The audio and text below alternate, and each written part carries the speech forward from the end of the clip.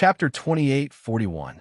Almost everyone knew about this harmless hobby of sect Master Ziyin. So there were many people who came this year, and the number of monsters that were sent was also the most.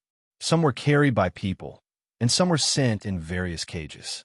The disciples of sect Master Ziyin were so busy receiving these things that their hands went limp. Ji Shun Yu looked at the various monsters that she couldn't even name, and thought that the animals in the Beast Valley were going to party again. The weak ones became food inside, and the strong ones were busy using their claws and teeth to conquer. Every time, there would be a big commotion. Of course, the birthday gifts that people sent were not only all kinds of novel animals and plants, but also other rare treasures. Every time Ji Shun Yu saw these gifts, she felt that her horizons had been broadened.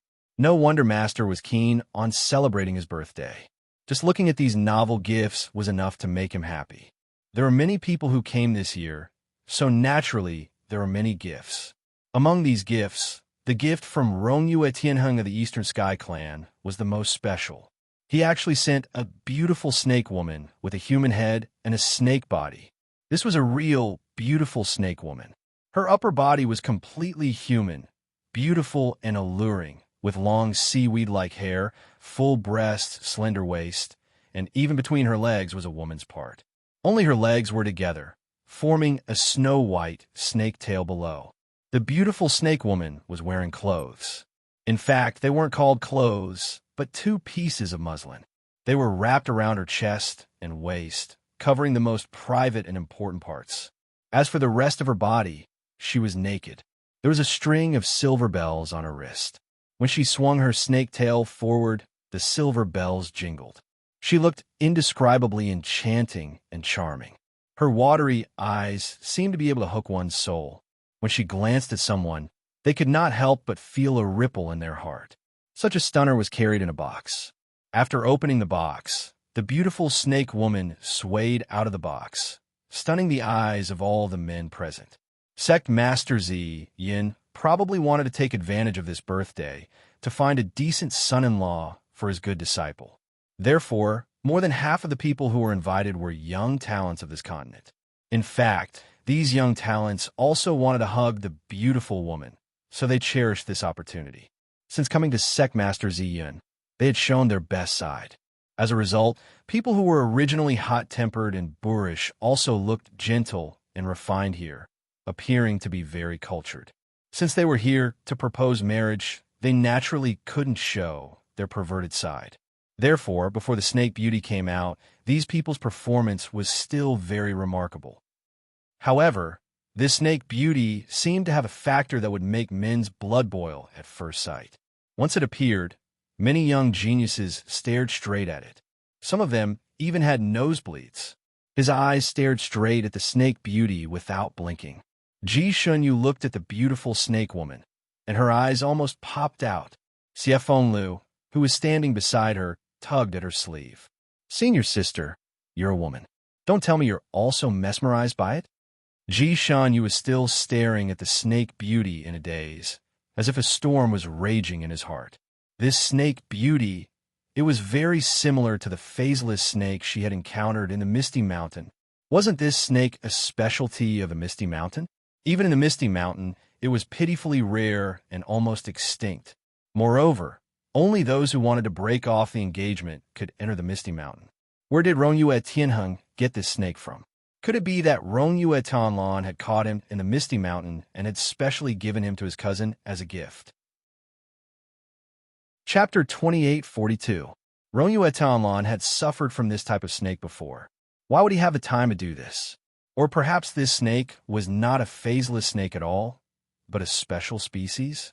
The beautiful snake greeted Grandmaster Ziyun with a sweet voice. The Grandmaster of the Ziyun sect lowered his eyes and looked at the beautiful snake.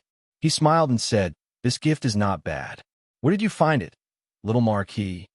Rongyue Tianheng said proudly, "I found it in Tianang Mountain. This woman is amazing. She's good at singing and dancing. When she sings, she can attract countless birds. She's good at talking. I have been traveling for many years, but this is the first time I have seen such a wonderful thing. I am here to present it to you as a token of my sincerity." This gift was indeed extraordinarily precious. Sect Master Ziyun's eyes revealed a hint of a smile. Many thanks, many thanks. Young Marquis is so thoughtful. Wuji, please accept this gift. Feng Wuji came up and looked at the beautiful snake. His lips twitched. Although it was a snake, it looked too much like a human. Happy to get it down.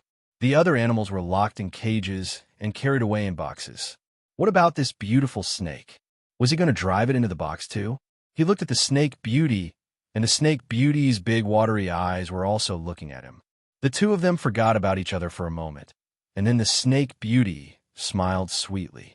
She actually coiled herself into the box, and her body leaned down, and the box's lid automatically closed with a bang. What considerate snake beauty! Feng Wuji breathed a sigh of relief. He then sent someone to lift the box, but it was a little difficult to decide where to put it. Master would play with these little monsters for a few days every time. Before they were played with, they would be placed in the rare creature pavilion of the Purple Cloud sect.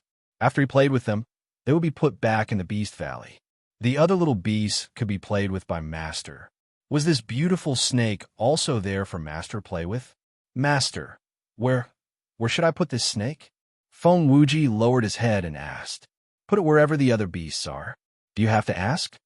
Grandmaster Ziyun glanced at his eldest disciple. Well, it seemed that Master did not treat this beautiful snake as a human at all. He treated it as a rare little beast. Then he would put it in the rare creature pavilion. The box was carried down. The master of the Purple Cloud sect asked Rongyue Tianheng amiably, Does the young Marquis have any requests? Rongyue Tianlan's handsome face turned red, and he shook his head. I don't have any special request. I just want to see the true face of Princess Xinyu. This request was unanimously agreed upon by everyone, and the surrounding people nodded in agreement. Sect Master Ziyun originally had one arm supporting his head, but when he heard this, he put down his arm and said indifferently, No matter how rare the beautiful snake is, it's just a rare thing. It can't be compared to my disciple's face. Regardless of whether or not Xinyu wanted to reveal her true appearance, that was her freedom. It was not something that could be exchanged with any conditions. If you're giving me this snake beauty because of this request, then I can only disappoint you. Your Excellency, please take back that snake beauty. He raised his hand and ordered his men to bring the snake back. Rong Yushenheng hurriedly said, Sect Master, you've misunderstood. This snake is a birthday gift from Little Ho. I didn't use it as an exchange. That was just a wish of the little Marquis. Since the Sect Master was in a difficult position, then there was no need to care about this matter. Everything will be up to Princess Xinyu. After these words were said, Sect Master Ziyun did not say anything else. He probably did not want to owe anyone anything. In the end, he still said that he would agree to Rongi Yushenheng's request. However, if it was related to his female disciple, he would not do anything. Chapter 2843. Just like that, a small episode passed. The guests finally knew what Sect Master Ziyun's bottom line was. His female disciple was his bottom line. No matter what, nothing could compare to his female disciple. Ji Shunyu pursed her lips and looked at her master from behind the curtain. She felt tears welling up in her eyes. In this world, only her master was truly good to her. She did not have such deep feelings before, but now she was full of gratitude.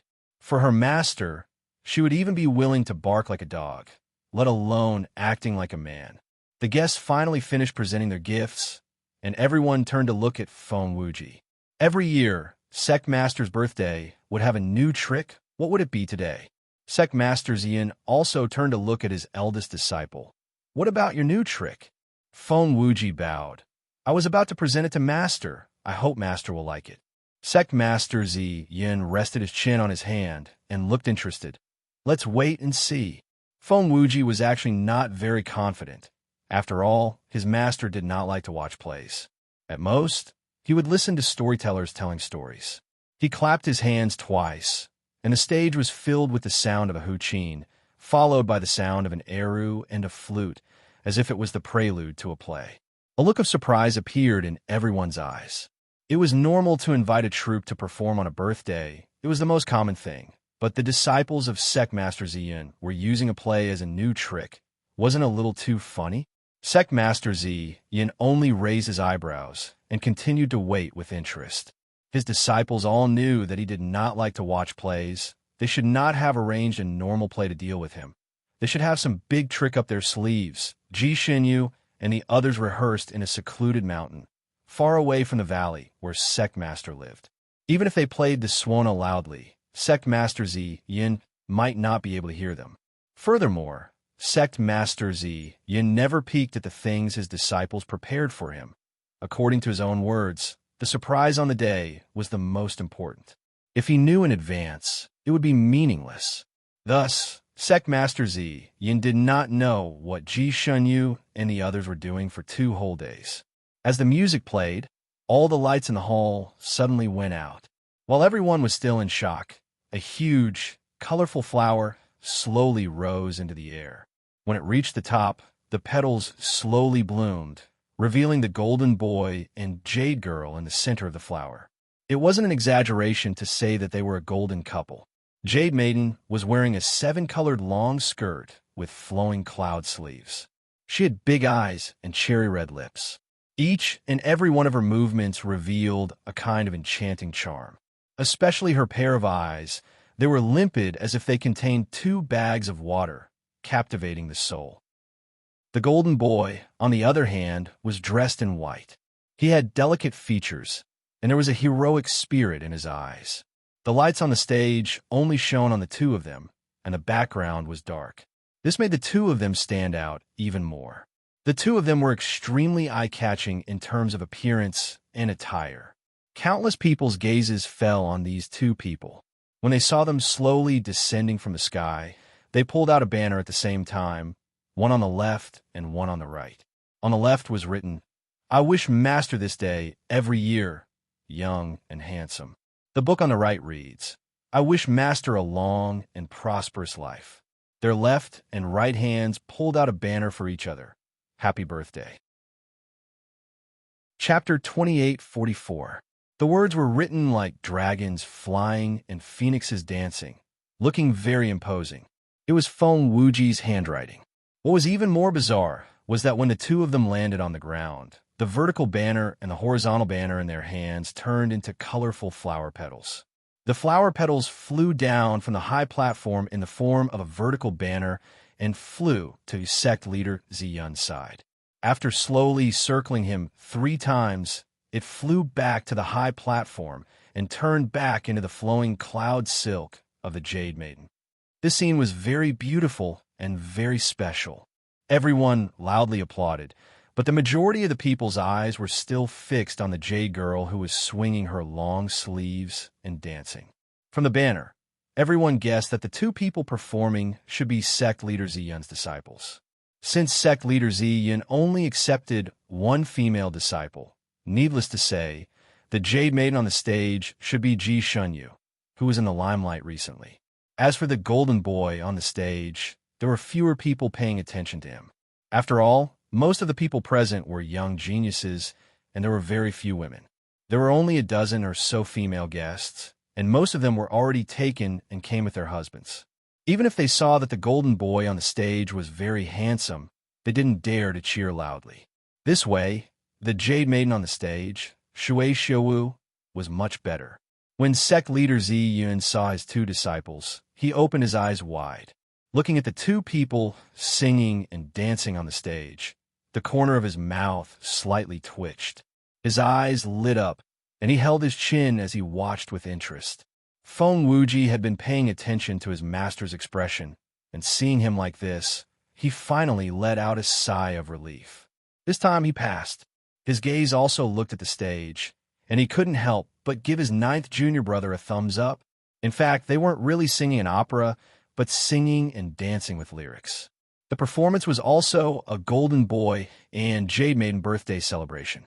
The lyrics were festive and cheerful, making people happy just by looking at them. On the stage, 9th junior brother's pair of flowing sleeves fluttered in the air, flying around Ji Shenyu, looking very harmonious. Apart from the birthday celebration, the lyrics were also the Jade Maiden boldly confessing to the Golden Boy. The jade maid on the stage was very bold and romantic, chasing after the golden boy. The Sanding continent was very traditional. Men chasing after women was the absolute majority, and there were almost no women chasing after men. At least, there weren't any on the surface. On the other hand, the jade maiden on the stage was extremely bold. Her behavior was refreshing. Everyone at the scene was dumbfounded. Rong Yue Tianheng looked as if he had been struck by lightning. Princess Ji Shunyue was actually such a bold and unrestrained woman. As for her appearance, she was indeed beautiful. He was similar to the rumors, except that the lines on his face were a little more robust, and he looked very heroic. He glanced at the golden boy again, and his heart skipped a beat. The two people on the stage were wearing heavy colors, but Rong Yue Tianheng could still vaguely see Shan Yu's shadow on Jin Tong's face. Shan Yu, the kind of person, naturally would not come here to perform, but this appearance made Rong Yue Tianheng's heart jump again and again. He had originally come to see the princess's true face, but at this moment, his attention was completely attracted by the golden boy on the stage. His eyes were fixed on the golden boy. Ji Shun Yu was naturally the one playing the role of the golden boy. Just as she had expected, everyone's attention was on ninth junior brother, so she could easily perform. Her ears were sharp, and she could even hear the discussions of the people below the stage amidst the music. Most people are marveling at the princess' boldness and boldness. Chapter 2845. Most people were amazed at the princess's boldness and boldness, saying that she was indeed a disciple of the Purple Cloud sect, the first woman to be bold and unrestrained in the Fanning continent, daring to perform such a hot performance. Ji Shinyu frowned slightly, knowing that these people were so conservative because they were in the Purple Cloud sect, and it sounded like praise. But in their hearts, they were probably scolding her for offending public morals, right? She had just recovered some of her reputation, and now there was going to be another watershed, with both praise and criticism. Fortunately, Ji Shunyue didn't care about this. Her master's purpose in organizing this gathering of young talents was clear as day. It was to let her show her face here and let everyone know how good she was. Then, she would choose a good husband for her. Her master was like a father, and her master worried more than her imperial father. Ji Shunyue actually didn't have any hope for love, and didn't want to find another one. She felt that it was good to be alone and free. There were many immortals who didn't marry, and she didn't want to be one of them. She didn't want her future days to be spent in some palace or in some courtyard. If this dance could dispel the thoughts of those young talents, it would save her a lot of trouble. Her eyes fell on ninth junior brother, who was looking at her affectionately. Ninth junior brother must have rehearsed this performance to block these rotten suitors for her, right? Ji Shinyu shuddered. Could these words be any more shocking? There was no such phrase during the rehearsal. To see you, I do everything possible. I like you. Think carefully. Xiefeng Lu continued to express his feelings. Because these words were added at the last minute, Ji Shunyue didn't know what to say in response, and could only smile stiffly, looking very pretentious. Xiefeng Lu read a line to her. Do you like me too? How about we become husband and wife after the birthday celebration and return home together? Since this play was a comedy, a play about lovers getting married in the end, Ji Shinyu hesitated for a moment before agreeing with a yes. However, just as she parted her lips, and before she could utter a single word, a strand of flute music abruptly joined in, instantly suppressing all the music. There were many talents in the Purple Cloud sect, and many of them were good at music. Therefore, the accompaniment for this show was the disciples of the Purple Cloud sect. Their musical instruments had already reached the point of perfection, and some of them could even control objects with sound.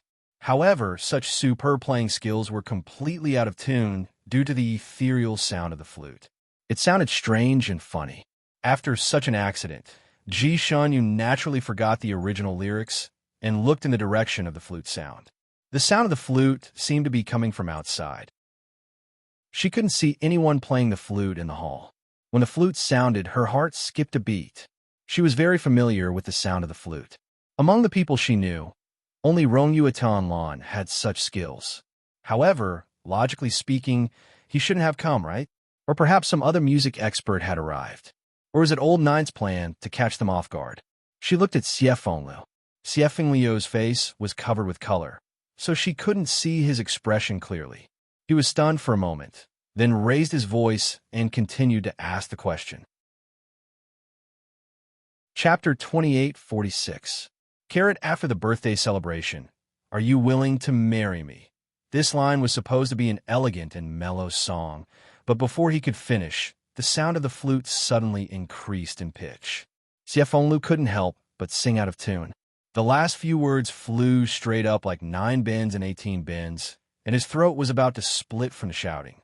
When this strange sound came out, it naturally caused the people below the stage to burst into laughter. Even Shanyue couldn't help but laugh out loud. As for the senior brothers who were pretending to be horses, tree stumps, and stones on the stage, they couldn't hold it in either. The 4 hooves of the horse stumbled and almost fell to the ground. The bent trees stumbled and fell to the ground, and the stones trembled as if they were suffering from epilepsy. They all thought that 9th junior brother was clowning around. He was really going all out for the sake of entertaining his relatives. Only Siefengliu's handsome face under the oil paint changed slightly. He took a step back and pressed his palm lightly on his chest. He seemed to be unwilling to give up. Just as he was about to ask again, Sect Master Zian, who was sitting at the head of the table, stood up and looked outside with a faint smile. Old friend, since you're here, why don't you come in? Why are you teasing my disciple? Who had come? Who could be called an old friend by Sect Master Zian?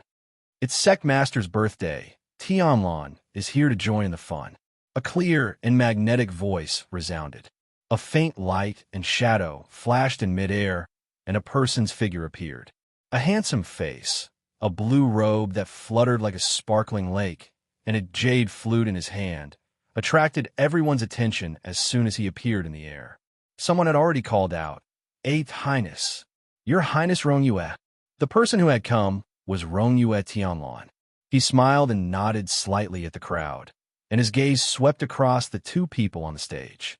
Ji Shanyue and his gaze met briefly in midair. Rongyue Tianlan seemed to curl his lips slightly at her, and his faint smile was very annoying. Ji Shanyue's heart skipped a beat, but she frowned. Why was he here? How could he recognize her in such a situation? Siefengliu's eyes were also looking at Rongyue Tianlan.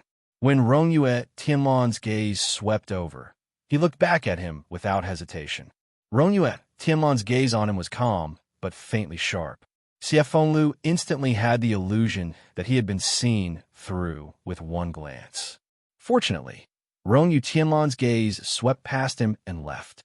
The exalted immortal looked at Sect Master Zi Yun and smiled. Sect Master's birthday is really unique. Even the sound of a pig being slaughtered can come in handy.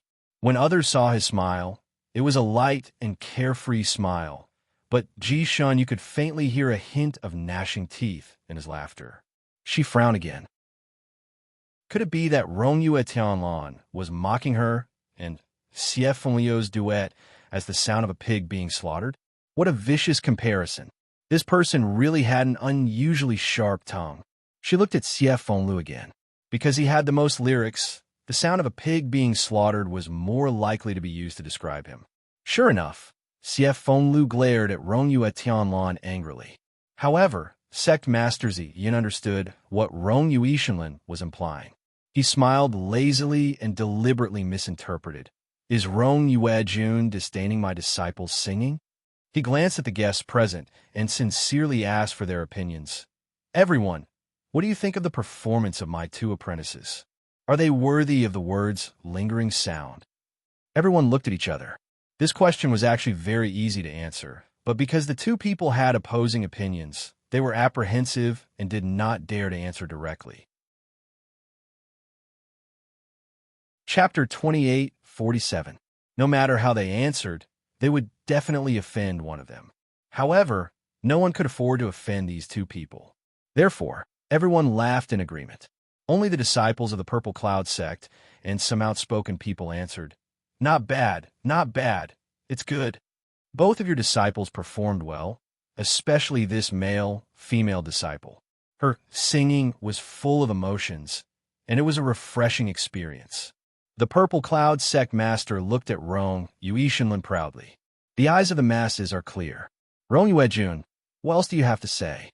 Rong Yuishinlin looked at the cold but annoying face of the Purple Cloud sect master and secretly clenched his fingers in his sleeves. Sure enough, his first instinct was right. This was a scam. Such a simple scam had actually fooled a smart person like him. Just because he was afraid that something might happen. What if it was true? The death of the old Purple Cloud sect master was not to be regretted, but Ji Shanyue must not die. He had already rushed to the space-time gate out of the Sanian continent.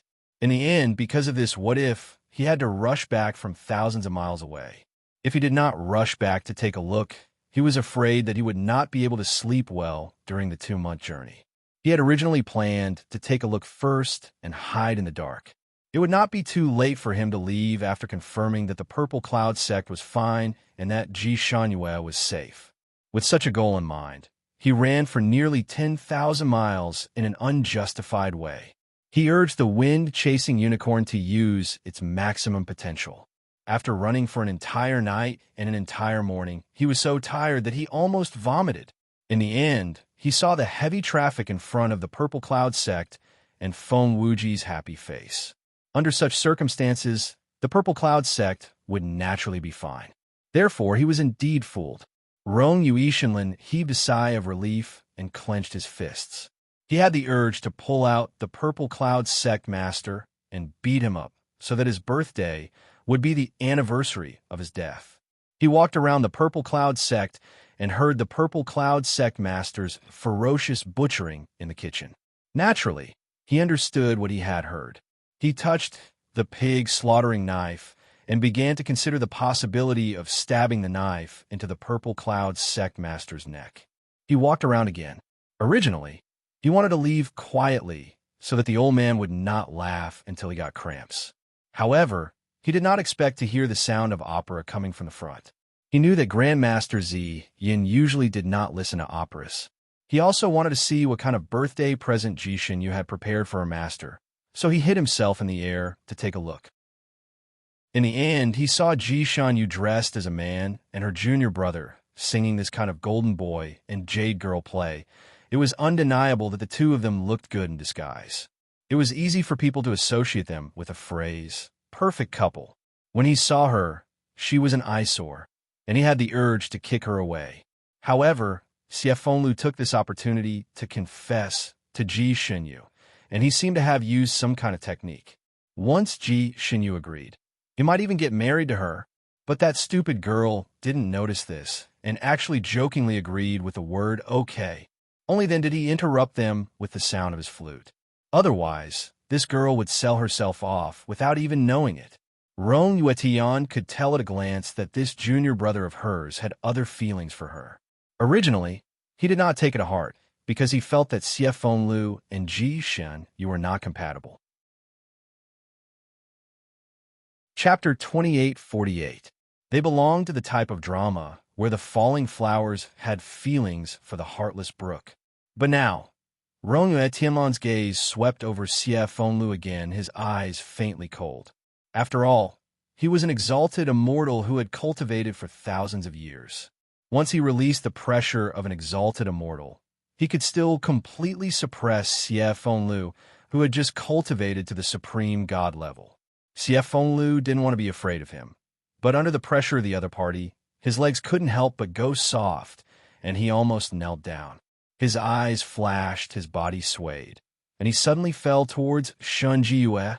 Shen Jiyue subconsciously supported him. Xie Fenglio's body went soft, and he took advantage of the situation to fall into her arms. The two of them were originally singing an opera. They were wearing costumes and had makeup on their faces. At this moment, Xie Fenglu, who was playing the role of the Jade Maiden, fell into the arms of Ji Shanyue, who was playing the role of the Golden Boy, which immediately caused the audience below to cheer. However, just as the cheers rushed out of their throats, another shocking change occurred on the stage. Just as the Jade Maiden fell into the Golden Boy's arms, the Golden Boy suddenly stepped back. The Jade Maiden was caught off guard, and fell onto the stage with a plop. This fall wasn't light for the Jade Maiden. She fell there and curled up and couldn't help but cry out in pain. This cry of pain was a standard male voice. It was abnormally abrupt in the stunned silence of the audience. Everyone heard it. Why was the Jade Maiden's voice a man's? Could it be that the Jade Maiden wasn't played by Ji Shunyue, the only female disciple? Everyone stared at the stage with wide eyes, and then they saw a godly turn of events. The makeup on the Jade Maiden's face on the stage seemed to be washed away by a pair of invisible hands. A moment later, her true appearance was finally revealed. It was a delicate face. Although the eyes were watery and there were dimples on both cheeks, it was a man's face. He's not Princess Xinyu. Some people who had seen Ji Xinyue's true appearance in Misty Mountain cried out. He's the last disciple of the Purple Cloud sect master, Xie Fenglu, young master Xie. So it's not Princess Xinyu. I was wondering why her style of singing was so bold. This is what it means to entertain one's relatives. The Purple Cloud sect's disciples are really too good to their master. Like I said, no matter how much Princess Xinyu wants to make master happy, she can't throw away her face like that and do such a bold action. Everyone started to discuss spiritedly, as if they understood what was going on. Originally, they were secretly cursing Ji Xinyu in their hearts, but now, all of that naturally disappeared. Ji Xunyu's reputation was like a person who had just walked through the gates of hell and was silently washed clean. Xie Fenglu, on the other hand, was praised by everyone. His plan had failed. He was stunned for a moment before regaining his composure. At this point, he could no longer continue his act. Xie Fenglu took the opportunity to say a few words of congratulations to his master, and then left with Ji Xunyu. Sect Master Ziyan glanced at Rong Yuishanlin with a complicated look in his eyes. He originally wanted to embarrass this guy and avenge his precious disciple, but he didn't expect this guy to have the ability to easily resolve the awkwardness. At this moment, he swaggered to the seat of honor not far away from him, looking like he was going to calmly watch the show. Although the other guests present had just seen a good show of a man playing a woman, they still didn't see Ji Xinyu. They couldn't help but feel regretful. Someone asked Ji Xinyu, as the only female disciple of Sect Master Ziyan, what surprise would she bring to their master? Chapter 2849. The purpose of these words was none other than to see Ji Xinyu, even if she came out to say a few words of congratulations. Sect Master Ziyan's expression did not change.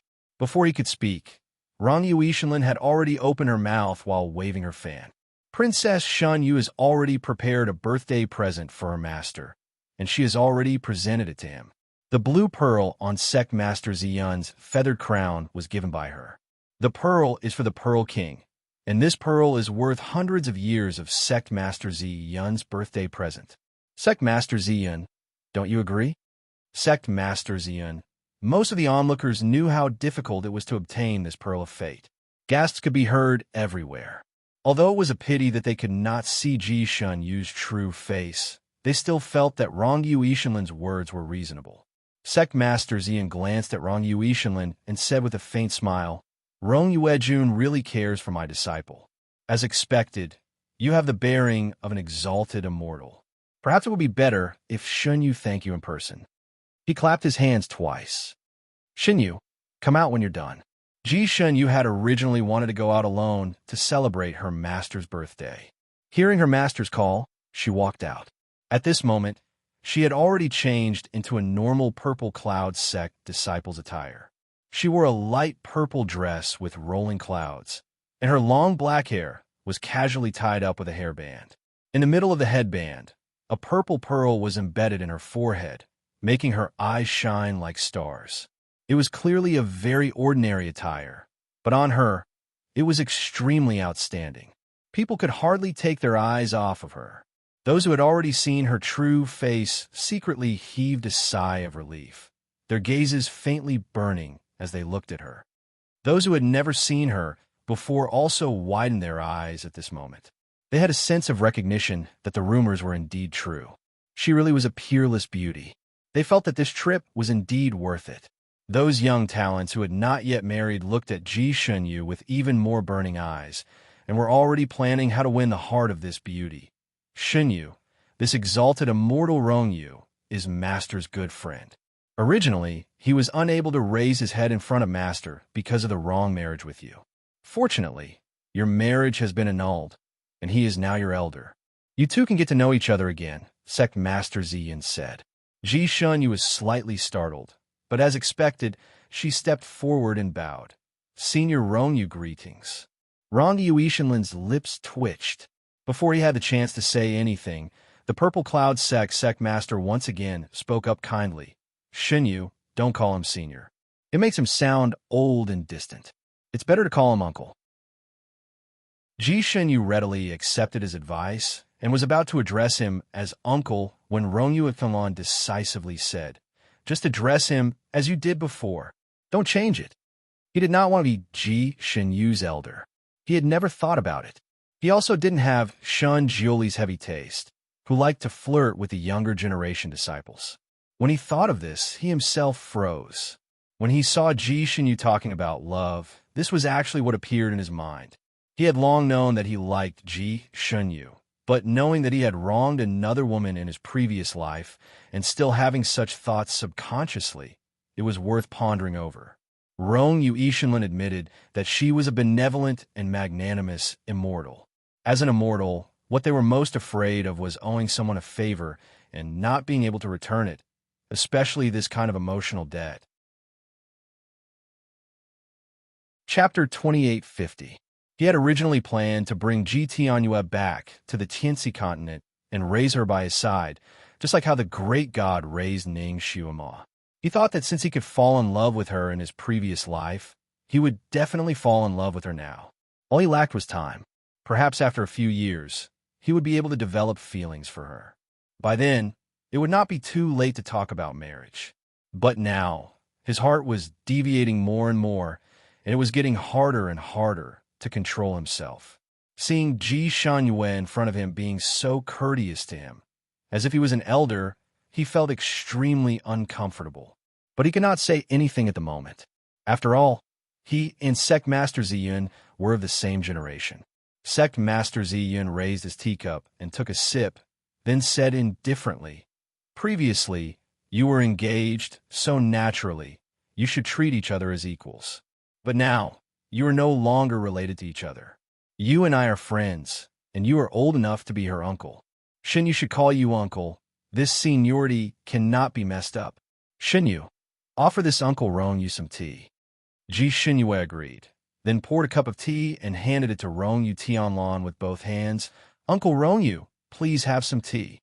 Rongyu Tianlan, he secretly gritted his teeth and looked at Sect Master Ziyun with a smile that was not a smile. Old friends, a friend-disciple may not be my own junior. Moreover, we are friends despite our age difference. Our seniority does not involve our disciples. I have always treated your disciple as equals, and we are also friends. There is no distinction between senior and junior. Just call her how you used to call her and get used to it. We immortals do not care about such formalities. Ji Xinhue saw that he was entangled with seniority and was momentarily stunned. She did not know why he was so concerned about this. Then, she suddenly thought of Ji Tianyue and immediately understood. Rongyu Tianlan was going to marry his sister. Because of Ji Tianyue, he could not be his future wife's uncle. Ji Xinyu finally figured out what he was worried about. She didn't want to become an obstacle for others, so she smiled faintly. If we're of the same generation, then so be it. Perhaps Rongyu Jun has his own difficulties and needs Xinyu to be of the same generation as him. Rongyu Tianlan was stunned. He looked at Ji Shanyue with a deep gaze. He bet that there was a distance between the difficulties Ji Shanyue spoke of and the difficulties in his heart. Furthermore, the distance between them wasn't small, but it didn't seem easy to explain. He didn't say anything for a while, so Ji Xinyu took it as a silence. He took a few steps back and put some distance between them before bowing to his master. Master, this disciple is willing to perform a sword dance to congratulate Master on your birthday. Please take it as a small gift that disciple has prepared for Master. Naturally, Sect Master Zi Yun would agree to this request. After nodding his head, he propped his chin up and waited in high spirits. He didn't forget to explain to Rong Yuishinlin, this seat's female disciple is actually very good at dancing. It's just that she doesn't usually like to dance. Even I can't force her to dance. It's rare that she's interested in dancing today. He excitedly ordered Xie Fenglu, who had already changed back into his normal disciple uniform. Ninth brother, play for your senior sister. How could Xie Fenglu be unwilling? He immediately agreed and took out a zither from his storage space. There was even a zither table and a zither stool. He sat there and looked at his senior sister with bright eyes. Senior sister, what sword dance do you want to perform? Harmony between the zither and the zither? A phoenix seeking a phoenix? Or a perfect pair? Chapter 28:51. Ji Shunyu's sword was already in her hand. She had the urge to cut this little rascal. What nonsense was this? She only liked to dance one dance in public, return triumphant. Why had she danced the others? This little rascal was obviously looking for a beating by singing so many sour songs. Return triumphant. She spat out these 3 words. She still left some face for her junior brother in front of others. Her eyes narrowed dangerously. Xie Fenglu tactfully responded, not daring to pluck the fur from the tiger's mouth. Rong Yuetian watched the interaction between the two of them, waving his fan without any reaction. He had never heard of this song before, so even if he volunteered to accompany her, he did not have the capital to do so. But Ji Shunyu's dance. He had seen it once, when she was drunk, dancing alone under the moonlight. Although her steps were staggering, it was still very interesting. Now that she was sober, what would it be like to dance? Ji Yu's solo dance suddenly appeared in his mind. Her sleeves fluttered in the wind, as intoxicating as a beautiful flower. After a burst of intense music, Ji Shunyu had already flown to the center of the stage. Kicks, bends, splits, twirls, the sword flashed like flying frost, the figure spun like falling snow. Her dance had the gentleness of an ordinary dancer, but also the freedom and casualness of a swordsman. Rong Yuetian looked at the graceful figure on the stage and could not help but think of Ning Xuema's poem that described sword dance. Huo Rui shot the 9 sunsets, like a group of emperors flying in the sky. It came like thunder, it stopped in anger, it stopped like the clear light of the blue sea. Rather than calling it a dance, it would be better to call it swordsmanship. The combination of swordsmanship and dance was flawless. The surrounding people were all mesmerized and amazed by her movements and stillness. They were reluctant to even blink their eyes. Rong Yuetian was very accomplished in singing and dancing. He had seen countless songs and dances in his life, but this was the first time he was so engrossed in a girl solo dance. The fan in his hand could not help but beat to the beat. It was his first time seeing this dance, but he felt that it was inexplicably familiar. It was as if he had seen some of her movements a long time ago. He thought of Ji Yu again.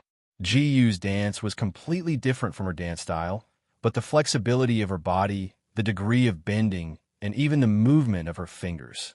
There were similarities between the two, especially the orchid finger formed by the left hand, which was different from the orchid finger formed by ordinary dancers. It was unique. Ji Yu and Ji Shunyu's orchid fingers were shockingly similar. Rong Yuetian stared at her delicate little finger, and her heart seemed to be in turmoil. If Ji Yu was only the reincarnation of Ji Shunyu's soul, then even if they had no memories of each other, their deep-rooted habits would still exist. For example, the current dance was clearly 2 different styles, but they had some small overlapping habits. Could it be that Shunyu is Ji Yu? Did he get the wrong person? But if Ji Yu was the reincarnation of Ji Shunyu's soul, why didn't she have any resemblance to Ji Shunyu in terms of appearance and personality? Why was she exactly the same as Tianyu? This didn't seem to make sense. Could it be that Ji Shunyu is also envious of Ji Tianyu? Envy that she can easily obtain the love of her parents. Envy that she can grow up innocently and carefreely. Because of envy, it formed an inner demon, and when one of her souls escaped, she was reincarnated as the little princess Ji Yu. Because she was so envious, This reincarnated Ji Yu not only looked exactly like Ji Tianyu, but also imitated her personality. Chapter 2852. Was that so? Was that so? Rong Yuishinlin's fingers turned white as he held the fan. If Ji Shunyue was really Ji Yu, then his previous rejection of the marriage, was he not asking for trouble? However, as long as Ji Shunyue was Ji Yu, even if he was asking for trouble, he would accept it. He would rather she had been Ji Yu. He would rather work 10,000 times harder to remarry her. It was better than them not being the same person. Could they be the same person? Rong Yuishinlin pondered as he watched the song and dance. If she became a demon in her heart because of envy, causing a part of her soul to escape and reincarnate, then the soul that escaped must be her heart soul. The heart soul was responsible for envy, jealousy, and other emotions. The appearance of the heart soul could indeed be different from the main soul. If it had been reincarnated, then this heart soul would retain the appearance of its previous life. In other words, if he guessed correctly, her current heart soul would be like Ji Yu's. He only needed to find an opportunity to take out her heart soul to take a look, and he would know. He looked at Ji Shunyue, who was dancing gracefully, and his heart was burning. He felt that he could not wait any longer. He twisted his fingertips, and the jade flute appeared in his palm. Sect Master Ziyan glanced at him and transmitted his voice. "What is Rong Yue Jun doing? Good dance, good music, I will accompany her. Do you know this song? After listening to it once, I know it." Rong Yuishinlin answered simply. He had already heard Xie Fenglu play it once, and it was enough for him to remember the tune. The flute sounded leisurely and tactfully joined in. The flute was low and melodious, but the guqin was sonorous and powerful. Logically speaking, the guqin could only suppress the flute, but the flute could never suppress the guqin. However, after a while, the guqin could no longer be heard in the audience, only the flute's sound lingering in the field. The flute's sound naturally replaced the guqins. They were obviously two very different instruments, but the switch did not feel abrupt at all. It was as if this song should have been played by the flute in the first place. The sound of the zither just now was actually very good, but compared to the sound of the flute, it was like the difference between the sound of nature and ordinary music. The latter could be completely ignored. Xiefenlio's baby face was slightly red. He tried his best to take back the initiative, but even though he had played with all his might, the sound of the zither was still drowned out by the sound of the flute. He was so close to the zither, but he could not hear his own music clearly. Now, it was no longer a competition of musical instruments, but a secret battle of psychokinesis. It was obvious that Xie Fenglu had been completely defeated. In his anger, Xie Fenglu played a few wrong notes in succession. Fortunately, the sound of the zither was suppressed by the sound of the flute. Even if he made a mistake, he wouldn't be able to tell. Because the transition between the two instruments was too natural, Ji Shunyu, who was dancing to the music, did not notice it at all. She only felt that the music made her movements smoother and more natural. Even her heart was swaying along with the music. Unknowingly, she was completely immersed in the dance. It was as if she had put on a pair of red dancing shoes. She could no longer stop, nor did she want to stop. Other than the melodious sound of the flute, the hall was completely silent. Everyone held their breaths, not even daring to breathe too loudly. They were all intoxicated, completely immersed in the flute's dance, and could not bear to wake up. Rong Yuishinlin had already stood up at some point, and while playing the flute, he walked around Ji Shunyu. His feet naturally followed the beat, and his clothes fluttered. His body movements were in sync with Ji Shunyu's. He was not dancing, but he was more harmonious than any other man dancing with her. Chapter 2853. Ji Shunyue was completely immersed. At this time, she forgot the knot in her heart that she had for Rong Yuishinlin, forgot that she had secretly vowed to stay away from him, and also forgot the honor and humiliation that this person had brought to her. She naturally jumped along with his steps, the sword light flashing, but not a single sword light touched the corner of Rong Yuishinlin's clothes. As the two figures staggered, Rong Yuishinlin's fingers stroked her hair, This stroke was also a light one, as light as a feather. Not only did others not notice it, even Shan-yue herself did not notice it. She only felt her heart inexplicably jump, and there was a short, buzzing sound in her head. He was too close to her, so close that she could smell the faint plum fragrance on his body. Rong Yuishinlin's body turned and suddenly retreated. The sound of the flute in his mouth missed a beat. And Shan-yue seemed to have finally reacted, and he could not help but stop at his steps. The sword in his hand was originally slanted to the left, but because of the wrong step, the sword stabbed straight towards Rong Yuishinlin in front of him. Rong Yuishinlin's reaction was a little slow at this time. He could have easily dodged it, but he actually reacted before he remembered to dodge. After all, he was a little late, and it was too late for him to dodge. He could only use his fingers to pinch it. He pinched the bright blade of the sword. Shan-yue's sword was bestowed by the Purple Cloud Sect Master. It was a divine sword, and it was said that it was made from the bones of some strange beast. It contained the evil spirit of this strange beast, and not only could it cut through hairs, but it could also break all protective enchantments. Therefore, although Rong Yuishinlin pinched the blade of the sword, the blade also cut his fingers. Fresh blood dripped down, dyeing the bright blade of the sword red. Shan-yue's expression changed slightly, and his wrist paused, not daring to move at all. He looked at Rong Yuishinlin's pale face. Perhaps it was because of the injury. Rong Yuishinlin's face was extremely pale. He took a step back and quickly wrapped the sword wound in his palm. He took another step back and tripped on something, and his body staggered, almost falling. Shan-yue felt guilty and quickly reached out to support him. "I'm sorry, are you okay?" Rong Yuishinlin took another step back and forced a smile. "I'm fine, it's my fault. You don't have to take it to heart." Indeed, he could only blame himself. He had practically bumped into the tip of the sword himself. "Brother Rongyu!" An exclamation came from the direction of the door. A small figure rushed in and grabbed Rongyue Tianlan's sleeve. Her pretty face was full of heartache. "You're injured." She then raised her eyes to look at her elder sister, and without thinking, she blurted out, "Third elder sister, why are you so careless?" The one who ran in was Tianyue. Shan-yu looked at her sister, who had suddenly barged in, and frowned slightly. Today was the Purple Cloud Sect leader's birthday. In order to welcome the guests, the gates of the Purple Cloud Sect were open to the public.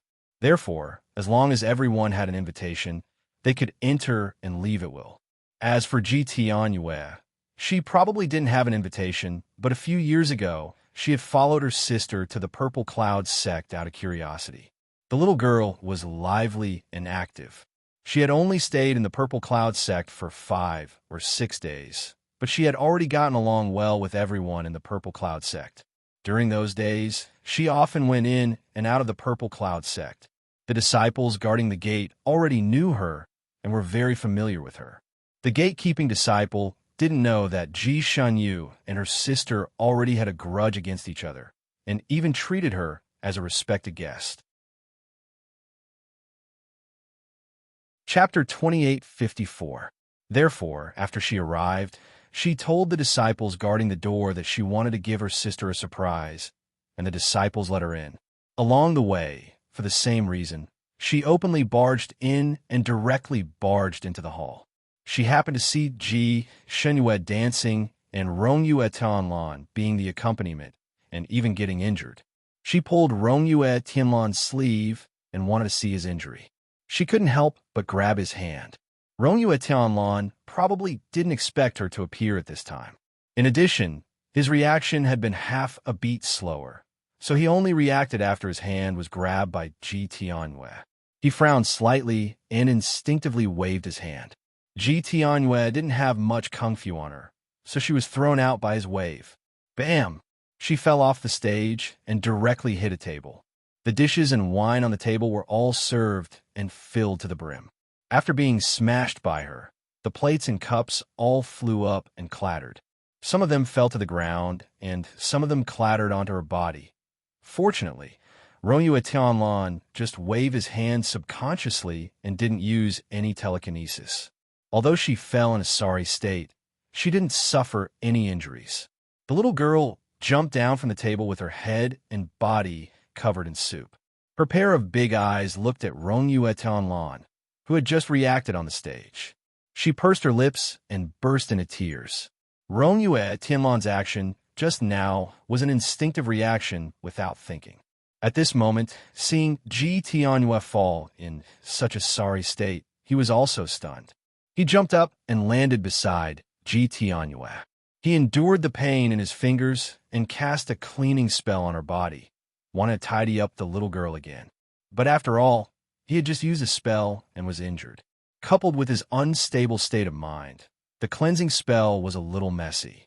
He only managed to clean some of the soup and water off her body. The stains were still on her body, and even her hair was still dripping with vegetable soup. Ji Tianyue looked at him anxiously. "Brother Rong?" She wanted to grab Yue Tianlan's sleeve again. However, she had just suffered a loss and was still a little scared. She only tried to pull it. Yue Tianlan stepped back, and Ji Tianyue grabbed nothing. She was stunned for a moment, and the tears that she had just stopped came out again. The veins on Yue Ishanlin's forehead popped a few times. He secretly took a deep breath and finally calmed down. "Tianyu, why are you here?"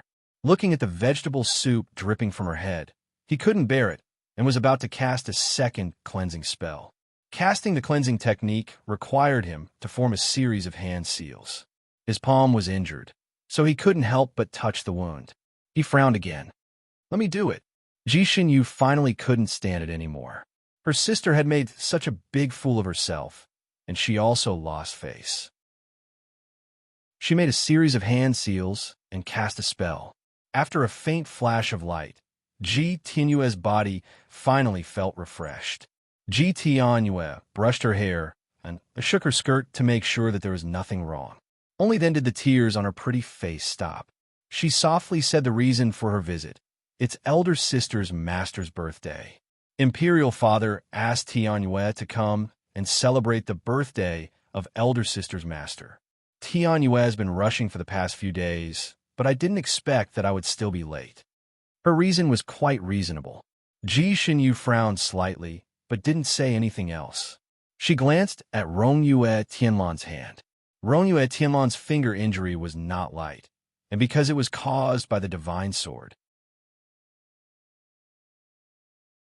Chapter 2855.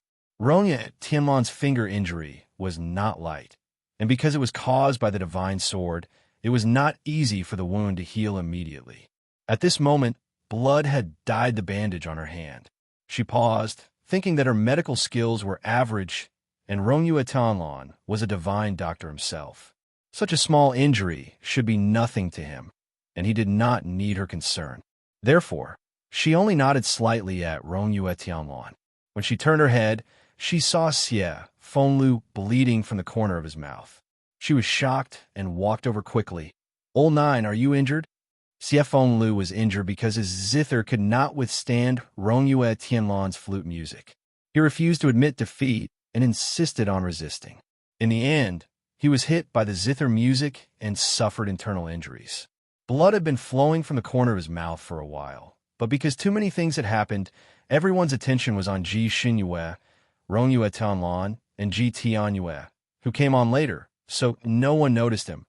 Ji Xinyu was the first to notice that something was wrong with him. Xie Fengliu's baby face was already a little pale, and when he got up, he staggered. Ji Xinyu hurriedly helped him up. "What's wrong? You can get injured from playing the zither?" She was too engrossed in dancing and did not notice the secret battle between Yue Tianlan and Xie Fenglu. After she helped him up, she was about to let go of him when Xie Fengliu's body tilted and fell towards her again. Ji Xinyu could only support him again. "What's wrong with you?" Xie Fenglu leaned on her body, panting slightly. "I'm a little dizzy." Ji Xinyu casually took his pulse and found that his pulse was light and floating, and it was beating much faster than usual. It was indeed a symptom of internal injury. "How did you get injured?" Ji Xinyu asked as she helped him off the stage. Xie Fenglu looked at her sadly, then looked at Yue Tianlan, who was still standing on the stage. The corners of his lips curled up slightly, and he leaned closer to Ji Xinyu. He did not want to say that he was defeated by Yue Tianlan. He only answered vaguely.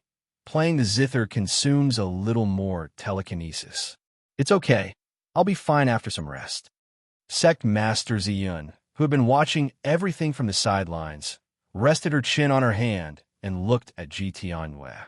It's rare for your imperial father to be so considerate. I wonder what gift he has brought for me. Ji Tianyue was circling around Rongyue Tian. She had to answer Sect Master Ziyun's question. She could only bow and present the gift that the South Heaven Emperor had asked her to bring, a fist-sized luminous pearl. The luminous pearl was a rare item, but could be found everywhere in the Purple Cloud sect. The Purple Cloud sect master glanced at it and gestured for Feng Wuji to take it. He then said, "This luminous pearl is not bad. Put it in the stable to light up the horses." Feng Wuji nodded and left with the luminous pearl. No matter how naive Ji Tianyue was, she knew that the night-luminescent pearl that her imperial father fished out of the House of Treasures on a whim was not well received. She grumbled in her heart that her imperial father chose such an unpresentable gift while glancing at her elder sister. Ji Shenyue was busy treating Xie Fengliu's injuries and did not pay attention to her. She pursed her lips and smiled sweetly at Sect Master Ziyun. Tianyue is willing to dance for Sect Master as a birthday gift. Sect Master Yin did not object. It's rare for you to be so considerate. Dance then. Ji Tianyue pursed her lips again. I wonder if Tianyue can ask the senior brothers of the Purple Cloud sect to accompany me? Chapter 2856. Sect Master Yin did not object. So he let the music disciples prepare and let Ji Tianyue say the name of the song. But after Ji Tianyue said the name, no one knew the song. Ji Tianyue looked at Rongyue Vanlan eagerly. Brother Rongyue, you're probably the only one who knows this song, but your hand is injured, so playing the jade flute will be a hindrance. Why don't you say the song and let the musicians here play it? Not everyone in this world was as smart as Rongyue Tianlan, who could play any song immediately after hearing it once. Even if Rongyue Tianlan wrote out the score directly, those people would have to practice it a few times. Rongyue Tianlan casually glanced at Ji Shenyu, who was beside Xie Fengliu, asking about his well-being. He took out the jade flute and said indifferently, "No need for them. I'll accompany you." Ji Tianyue's eyes lit up, and her little face was full of joy. "That's great. Thank you, Brother Rongyue. But your injury, it's just a small injury. It's not a problem." Rongyue Tianlan had already calmed down. He glanced at Ji Shenyu, who was focused on Xie Fengliu at the moment. She was using telekinesis to heal him, so she did not look at him at all. Rongyue Tianlan's lips twitched slightly, as if he was smiling, but he did not know if he was smiling at himself or at someone else. He had already sensed that the injury on his hand had damaged his tendons and veins, and even some of the bones in his palm had been cut. At the moment, the pain was unbearable. The sword belonged to Ji Shenyu, so she should know the consequences of injuring someone with this sword. But she chose to ignore it and care about Xie Fengliu, who was far less injured than him. It was as if she did not see that his palms were bleeding nonstop, even though the blood had already stained the gauze. Rongyue Tianlan lowered his eyes slightly. He quickly treated the injury on his hand, applied the corresponding ointment, and hit his own acupuncture points. Finally, he succeeded in stopping the bleeding and then wrapped it up again with bandages. He played the jade flute again. This time, it was just a normal play, and he did not use any telekinesis. Ji Tianyue danced to the sound of the flute, and the song she danced was the same one she had danced in front of Jun Liuye that year. Her figure was graceful and beautiful. Everyone present was an expert in this field, so they could naturally see the pros and cons seeing that Ji Tianyue could perform such a standard dance at such a young age. Everyone gave her a warm round of applause. Ji Shenyu's dance was a combination of hardness and gentleness. It had the strength of ice and snow, but also the gentleness of a willow. When the two were combined, it gave off a shocking effect. On the other hand, Ji Tianyue's dance was graceful and feminine. Her waist was like a willow, and her arms were like soft silk. She had the soul of a superb dancer.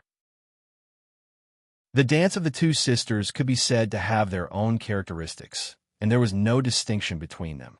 This was Ji Tianyue's best dance. Every time she danced, she would receive thunderous applause, and this time was no exception. It wasn't until the thunderous applause rang out that, Ji Shun, you noticed the commotion over here. She just happened to see her sister's fluttering skirt fall to the ground, and Rongyue Tanlon had just finished playing the last note. She had just put down the jade flute in her hand. Ji Tianyue was in high spirits as she slightly bowed toward the crowd. Her etiquette was thorough, and her smile was as sweet as honey. And Rongyue Tianlon's gaze was also looking at her, the corners of his mouth hooked up in his usual smile. Ji Shenyu also smiled. Her little sister was indeed talented in dancing, and it was common for her to win applause. She was also the pride of her imperial father. Every time there was a state banquet or a major festival, the South Heaven Emperor would always let her little sister dance. Chapter 2857. A few years ago, before her cultivation went berserk, she had envied this and secretly practiced this dance. Now that she thought about it, it was just a joke. Why did she have to learn from others? Everyone had their own strengths and weaknesses, and they were good at different things. Why did she have to follow others' footsteps? Because she had thought about this, Ji Shun Yu suppressed this dance to the bottom of a box in her mind. She felt embarrassed dancing it herself, let alone performing it in front of others. Therefore, no one in this world knew that she could dance this dance, and she was not prepared to let anyone know. Ji Tianyu's dance won countless praises. Words like this dance could only be found in heaven, and how many times could it be seen in the human world, and so on, were not plentiful. Ji Tianyu was praised until she was floating in the air and regained the feeling of being the center of attention. There were also people who were unconvinced. I think Princess Xinyu's sword dance was better and more imposing. There were also people who retorted, of course the sword dance is better, but the word dance is about gentleness and beauty. The sword dance is slightly lacking in this aspect. I don't think it's lacking.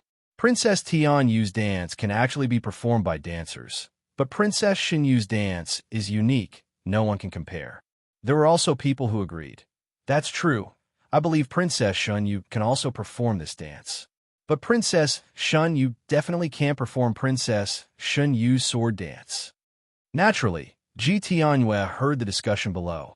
She couldn't hold back her anger and retorted, no one can dance this dance of mine. There are so many dancers in the palace who want to learn this dance, but none of them can. Xie Fenglu had already returned to normal under Ji Shenyu's treatment. At this moment, he could not help but chuckle. That's because those dancers are too stupid. If it was my senior sister, she could learn this dance immediately.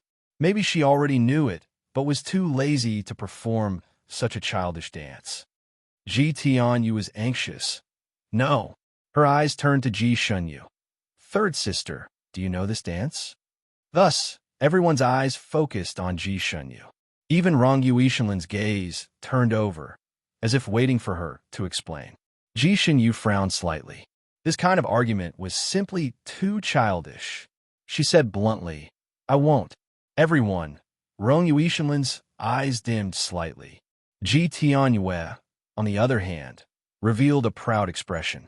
She looked at Rongyu Tanlon with her big eyes and said, Brother Rongyu, this dance is my original creation. Is it nice? Beautiful. Rongyu Tian said these two words, but her heart slowly sank. He had already taken a look at Ji Shenyu's soul, but still looked like Ji Shenyu. There was no trace of Ji Yu at all. At that time, he didn't give up, fearing that he would make a mistake in his judgment. So he used his psyche power to examine all of Ji Shenyu's other souls with his heaven's eye. There wasn't a single soul missing. Every one of them looked like her, and none of them looked like Ji Yu's. In other words, her soul had always been in perfect condition, and there was no such thing as her soul escaping and reincarnating. His previous deductions were all wrong. Ji Shenyu was Ji Shenyu. She was not Ji Yu. His hopes were dashed. Although Ji Tianyu's temperament was becoming less and less like Ji Yu's, her characteristics were becoming more and more like Ji Yu's. Their appearances were similar, their personalities were similar, and even the dance that Jiyu left in his mind was created by Ji Tianyue. All the evidence pointed to one thing. Ji Tianyue was Jiyu. Chapter 2858. Perhaps Jiyu was the reincarnation of one of her souls, or perhaps Ji Tianyue was the reincarnation of Jiyu. After all, the timeline of the Fanine continent was different from that of the previous continent. The death and reincarnation of people from different continents and different space-time could not be inferred by normal years. For example, his reincarnation of Jun Yuya died at the age of 26. On the other hand, Rong Yue Tianlan's soul escaped and reincarnated more than 500 years ago.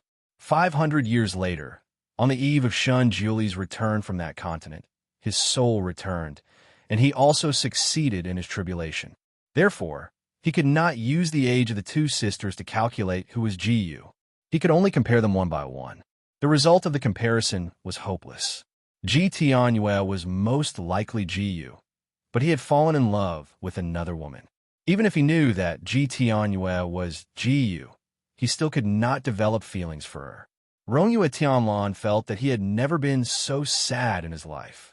He did not want to let down Jiyu in his previous life, but he also did not want to lose the happiness of this life because of his previous life. He was confused for a moment and felt that he needed to sort out his current situation. It was not suitable for him to stay here any longer. Moreover, he did not want to see Ji Xinyue care for Xie Fenglu, so he stood up and said goodbye. Sect Master Ziyan looked at him with some dissatisfaction and reminded him tactfully, "Rong Yue Jun, you are a good friend of mine, and you came all the way here to celebrate my birthday. You must have prepared a very special gift. I wonder if you can take it out now to broaden everyone's horizons?" Rong Yue Tianlan was stunned.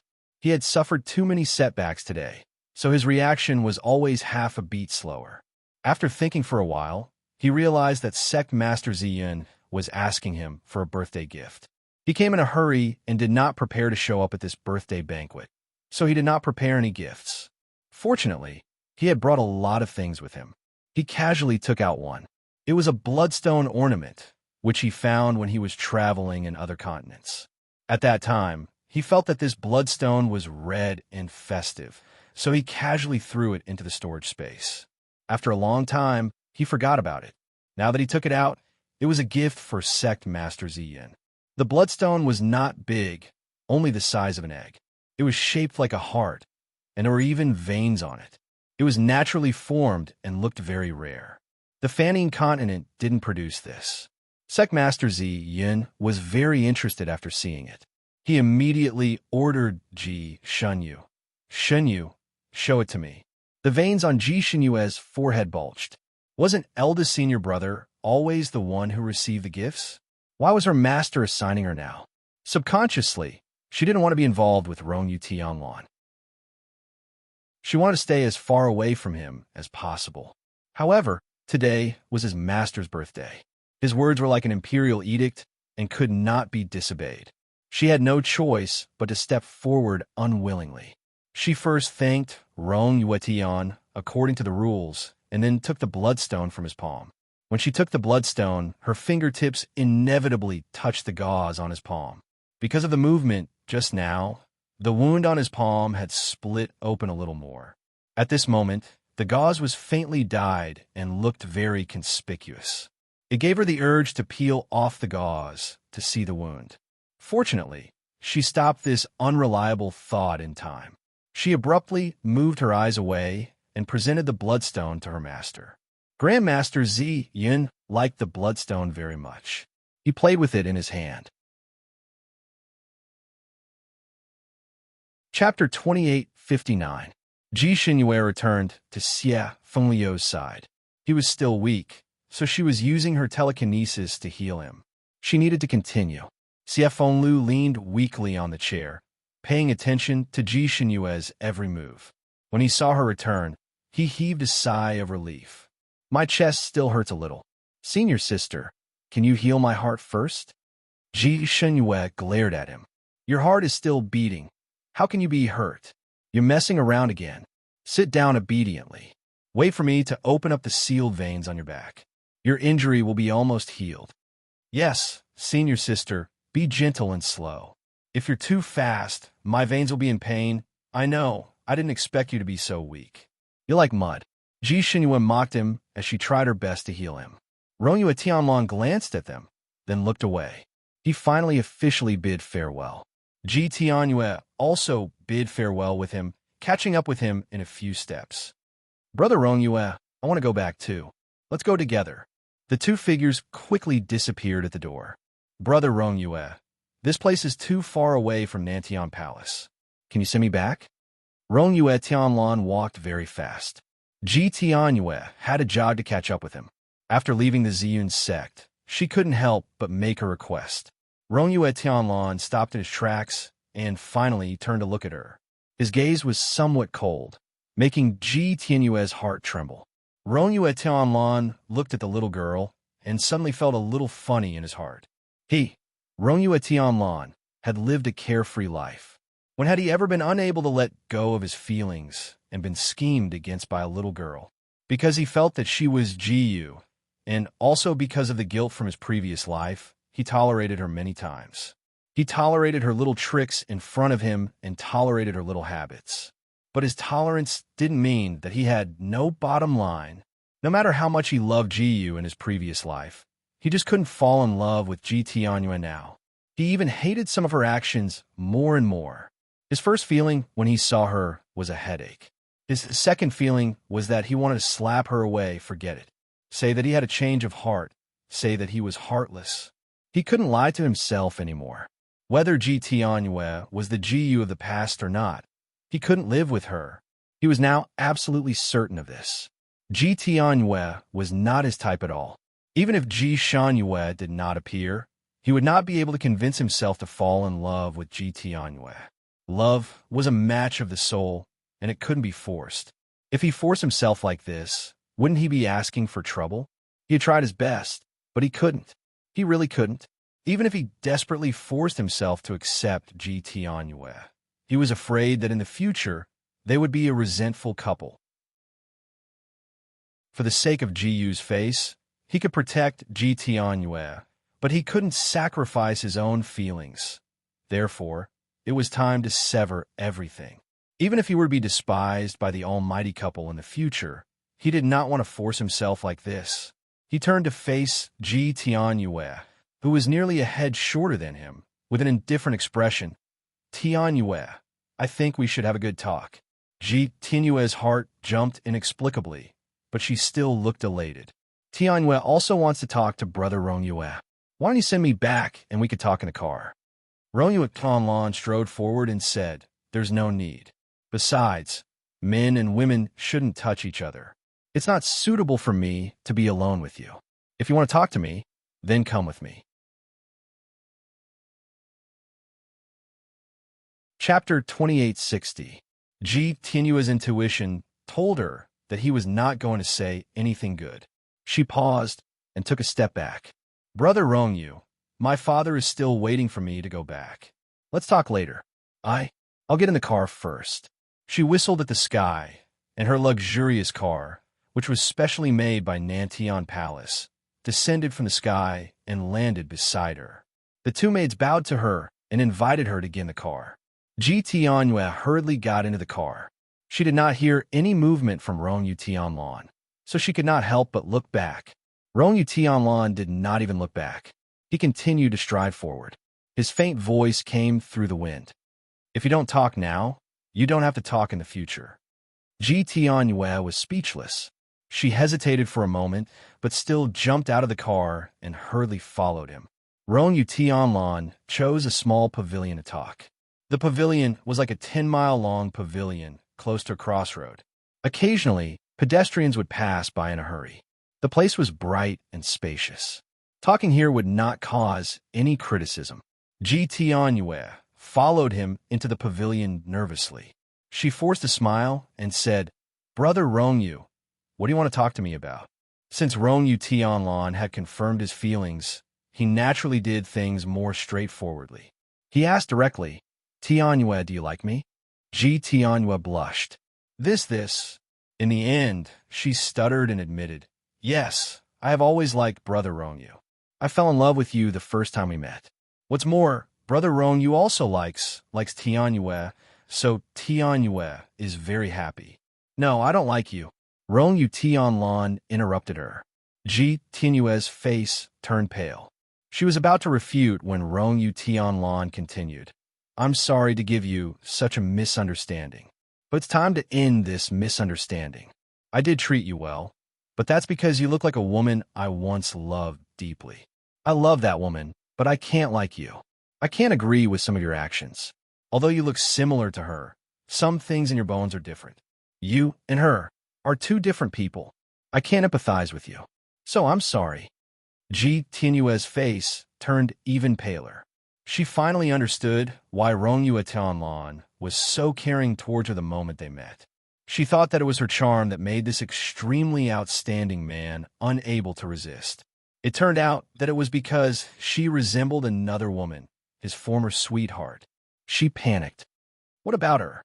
What about the woman you loved so much? She was enlightened. She's dead, isn't she?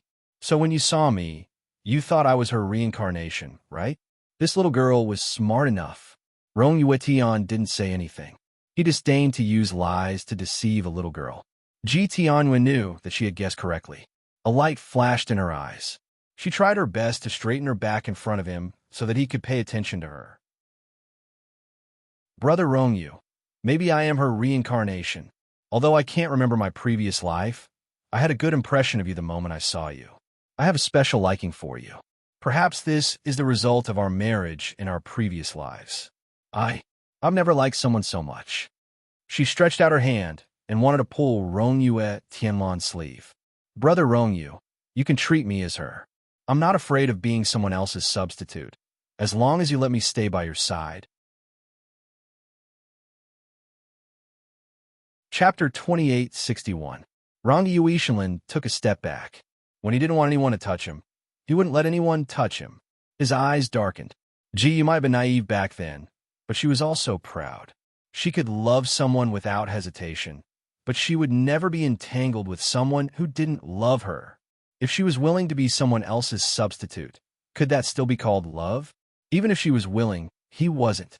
He recalled the scene when Ji was dying. She hated him before she died and didn't even want him to hug her. If she really had any wishes in her heart at that time, it would probably be to never see him again, to never cross paths with him again in the next life. If she really had the emotions of her previous life in the next life, he reckoned that she would subconsciously hate him and want to stay away from him, instead of falling in love with him regardless of everything. Was Ji Tianyue really Ji? Looking at it now, except for the appearance and the naive and arrogant temperament, where else did they resemble each other? Forget it. It didn't matter whether she was Ji or not. Whether she was Ji or not, he wouldn't love her. As long as he knew this, it was enough. Rongyu Ishinlin didn't want to be entangled with her anymore, so he said lightly, "No need to say any more. No matter how much you say, I won't like you or even hate you." The last sentence was very hurtful. Ji Tianyue's face turned pale, but she still didn't give up. "Brother Rongyu Ishinlin, if you did something wrong because of me, I can change. For you, I can change anything." Could something in her bones be changed? For example, selfishness and coldness. Rongyu Tianlan's sleeve shook, and a golden talisman appeared in his palm. "After all, I've caused you to have some misunderstandings. In order to compensate, I'll give you this talisman. You can use it at the most dangerous time. At that time, I'll protect you once. But that was only once. If you use it, then the debt between us will be completely settled. You're on your own now." With a flick of his fingertips, the golden talisman landed in Ji Tianyue's hand. Ji Tianyue passively caught it. When she looked up again, the gazebo was already empty, and Rongyu Ishinlin was nowhere to be found. Ji Tianyue did not expect that this would be the consequence of following them. After being stunned for a while, she burst into tears. She could no longer hold it in and shouted, "I don't want this kind of compensation. I only want you.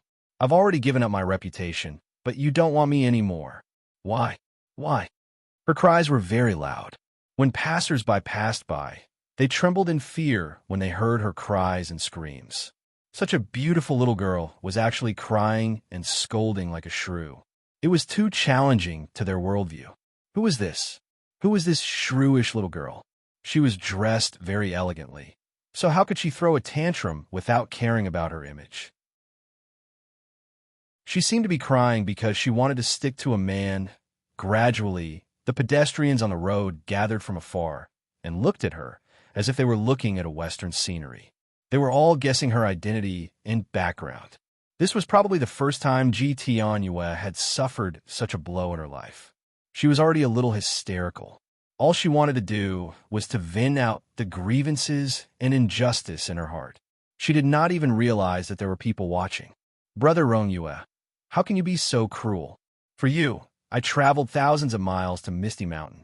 For you, I stayed in a tent in Misty Mountain for more than 10 days. For you, I endured the ridicule of everyone. For you, I offended my sister. Chapter 2862. For you, I don't want any face. The whole continent knows that I like you, but you don't want me anymore. We're even. How can this be? You should be mine. She was crying loudly here. Her maids had already run over and wanted to persuade her to go back to the carriage, so as not to lose the princess's decorum. But Ji Tianyu had nowhere to vent her anger. The maid's persuasion only added fuel to the fire. In her anger, she pulled out her sword and slashed at the two maids. Scram! Scram! Don't care about me. You're not good people.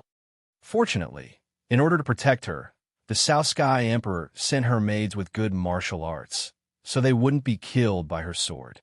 The little princess was angry. The two maids didn't dare to do anything to her, and could only dodge again and again. Ji Tianyu saw that the two lowly maids didn't dare to stand there obediently and let her slash, and became even angrier. So you're also fake to me. If the monarch wants the subjects to die, the subjects have to die. Now that I want you to die, you still dare to dodge. Rebel. Really rebel. You're dodging now, right? When I go back, I'll let my father kill your 9 generations.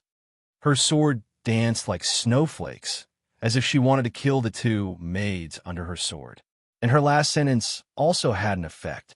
The two maids' faces changed greatly. They were only children of a poor family. They were forced to enter the palace to be maids. Their parents and relatives were the only warmth in their hearts. If their 9 generations were killed, the two maids didn't dare to dodge. They gritted their teeth and faced the flashing sword light. People cherished their lives. Even maids are no exception. For their families, they didn't dare to dodge and could only use their arms to block. Puff! Puff! Puff! A few sounds were heard. The two maids' arms were each hit several times. Ji Tianyu used a lot of strength, and the sword in her hand was sharp. She actually managed to cut off half of the maid's arm. The other maid wasn't any better. A large piece of flesh was cut off from her arm, and the bones in her arm were also pierced through, blood splattered. The two maids each let out a miserable cry and staggered back a few steps. The onlookers were angry. At first, they thought that was fine for a spoiled princess to throw a tantrum. They were happy to see a joke. However, when they saw that the two maids were seriously injured and that the princess had no intention of stopping, some people could not stand it anymore. Pan! A small stone flew out of nowhere and struck Ji Tianyue's wrist. Ji Tianyue felt a sharp pain in her wrist. She could no longer hold the sword in her hand, and it fell to the ground with a clang. Who? Which bastard dares to attack me? Are you tired of living? Ji Tianyue's eyes were bloodshot as she looked at the people around her. At this moment, she no longer had the dignity of a princess. Instead, she looked more like a blood-stained demon. There were more than a dozen onlookers, young and old, men and women, but they really didn't know who threw the stone.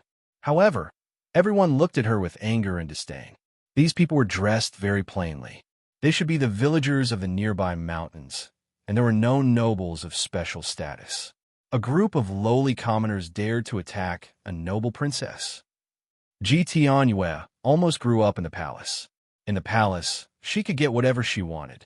No one had ever disobeyed her. Now, She encountered people who challenged her dignity as a princess one after another. Not only was she abandoned by the person she loved, she was also ridiculed by a group of lowly commoners. Chapter 2863. The fire in Ji Tianyue's heart that was already burning rose half a day high. She bent down to pick up the sword, looked at the people around her, and coldly ordered the two injured maids, "Kill these lowly people who dare to offend me." The two maids were in so much pain that their faces turned pale. They were desperately pressing their acupoints to stop the bleeding, and when they heard the order, they were stunned. The ground under their feet did not move. Ji Tianyue angrily said, "Didn't you hear my order? Princess, you can't kill the innocent. His Majesty has said it before." One of the maids tried to refute. Her broken arm was still on the ground, and she was in so much pain that she was about to faint, but she still held on. "Innocent? They are not innocent. They dared to attack this princess. That is an act of treason and rebellion. If you kill them, this consort will forgive your disrespect towards this consort and spare your lives.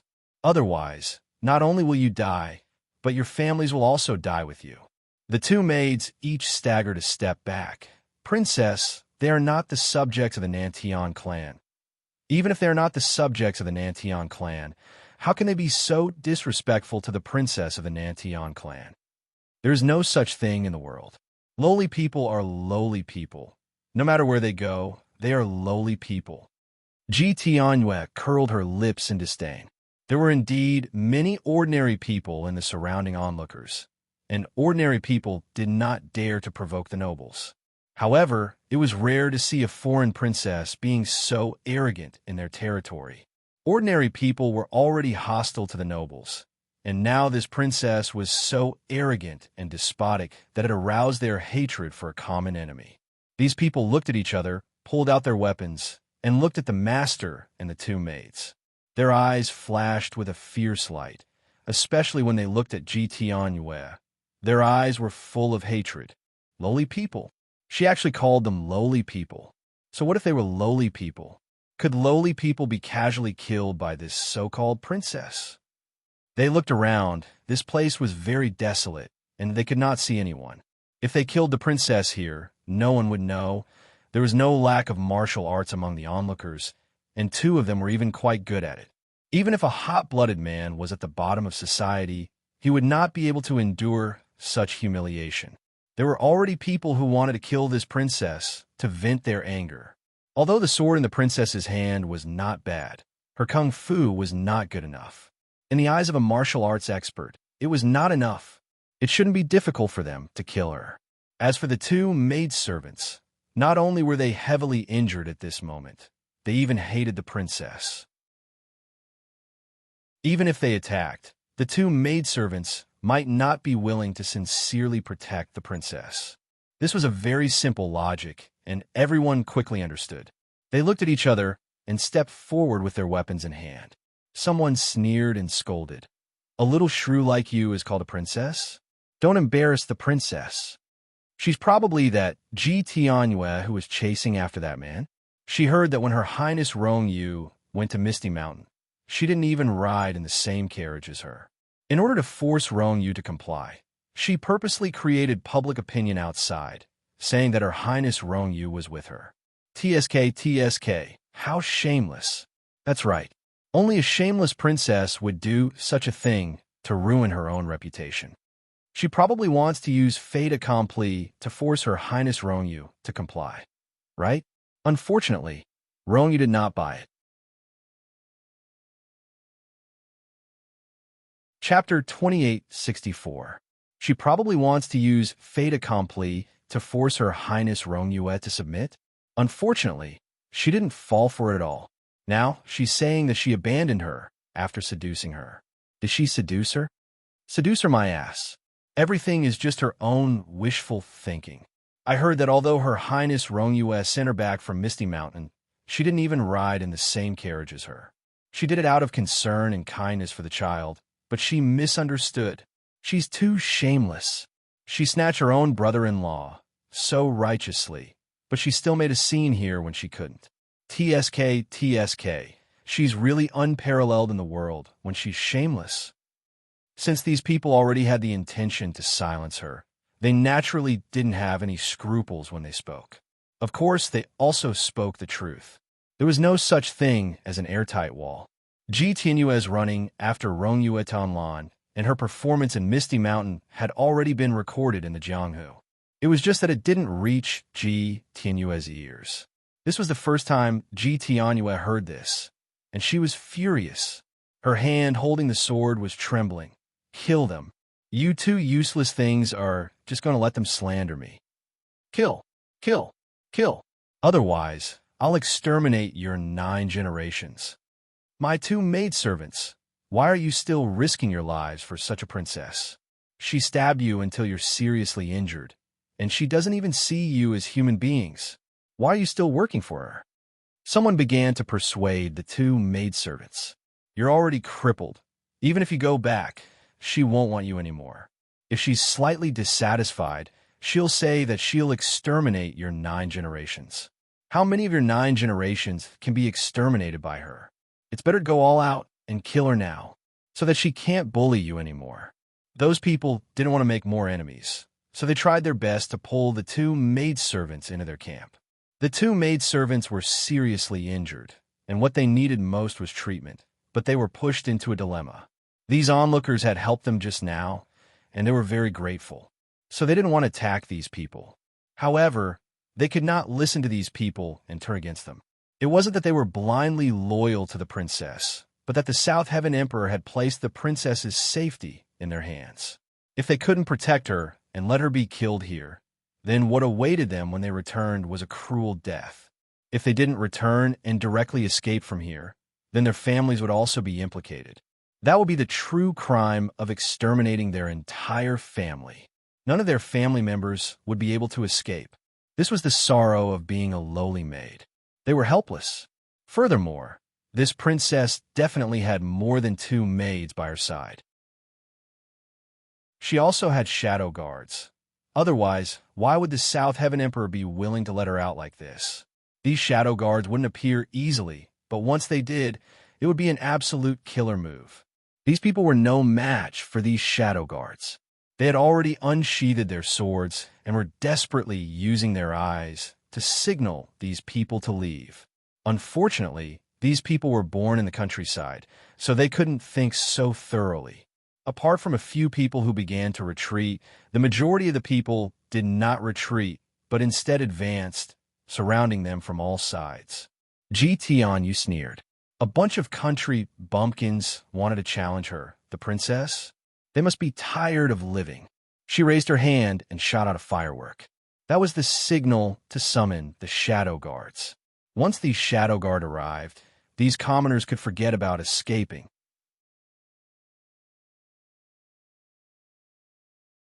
Chapter 2865. One of the maids was quite chivalrous. In a hurry, she flew up and used her sleeves to extinguish the firework that had yet to rise into the air. She shouted, "You guys run. You'll be finished when the shadow guard arrive." Everyone was stunned. Only then did they understand. They shouted and scattered in all directions. Ji Tianyue was furious. Her people were actually siding with outsiders. She raised her hand and released 3 or 4 more fireworks. At the same time, she held her sword and charged towards the maid. "I'll kill you, you bitch." The maid couldn't stop her in time and could only watch as the 3 or 4 fireworks rose into the sky. A moment later, 8 shadow guards in black appeared out of thin air. Ji Tianyue gave an order, and the 8 shadow guards immediately chased after the fleeing people. These shadow guards were all well-trained and were the elites of the Nantian clan. It was not difficult to deal with these commoners who knew some martial arts. Ji Tianyue only gave them one order: kill. Kill all of them without leaving a single one alive, because they had offended the dignity of a princess. There was no right or wrong in the eyes of the shadow guards, only the master's orders. Therefore, these people's butcher's knives were directed towards the commoners. The 2 maids were full of despair. One of them was still being chased by Ji Tianyue, while the other knelt down in front of Ji Tianyue.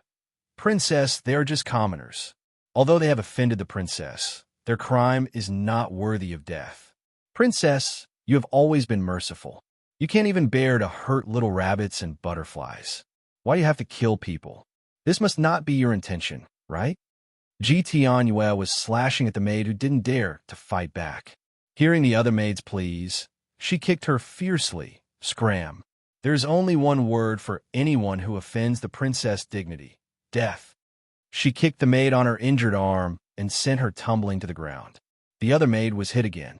Her shoulder blade was almost cut off by Ji Tianyue's sword. The maid screamed and fell to the ground. Ji Tianyue stabbed the maid's heart with her sword. Go to hell, bitch. Chi.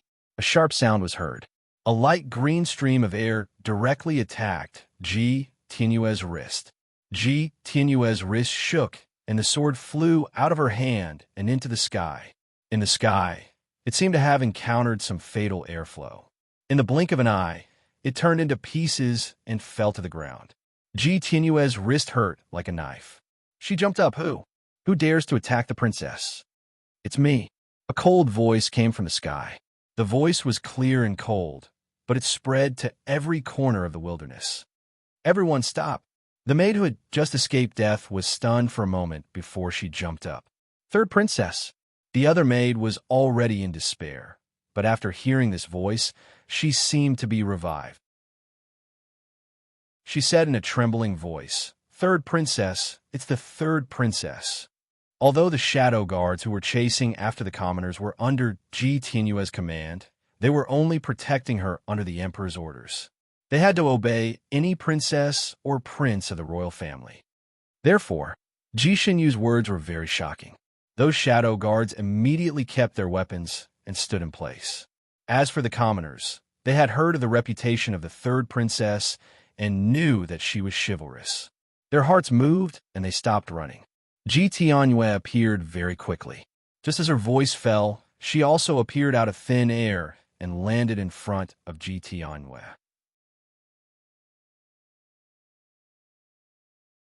Chapter 2866. She was still wearing the dress she wore during the sword dance. It was obvious that she had rushed here directly from the banquet. Ji Tianyue's expression changed slightly when she saw her. Third sister. Ji Xinyue looked around and stopped at the two maids who had been cut so badly that they almost didn't look human anymore. Her eyes narrowed slightly.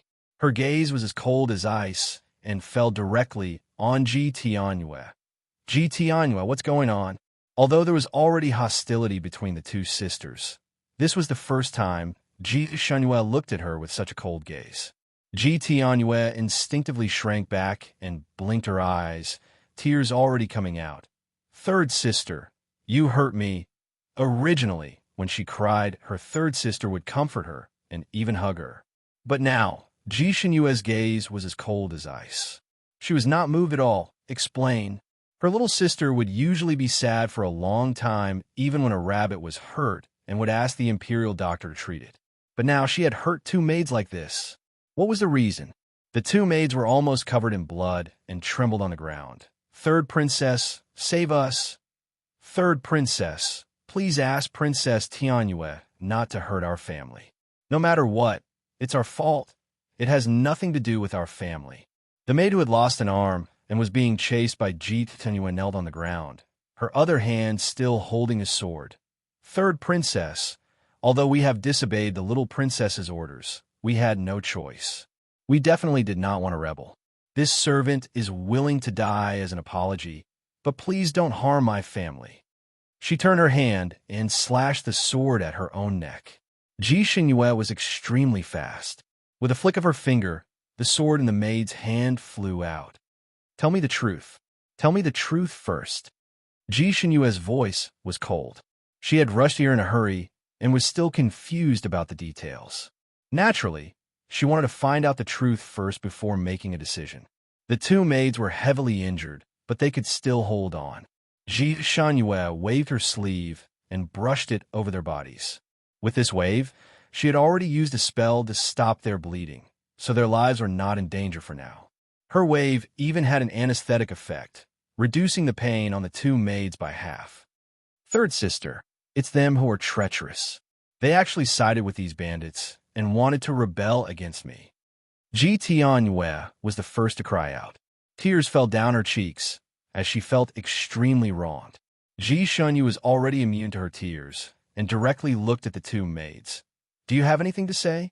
The two maids prostrated themselves on the ground.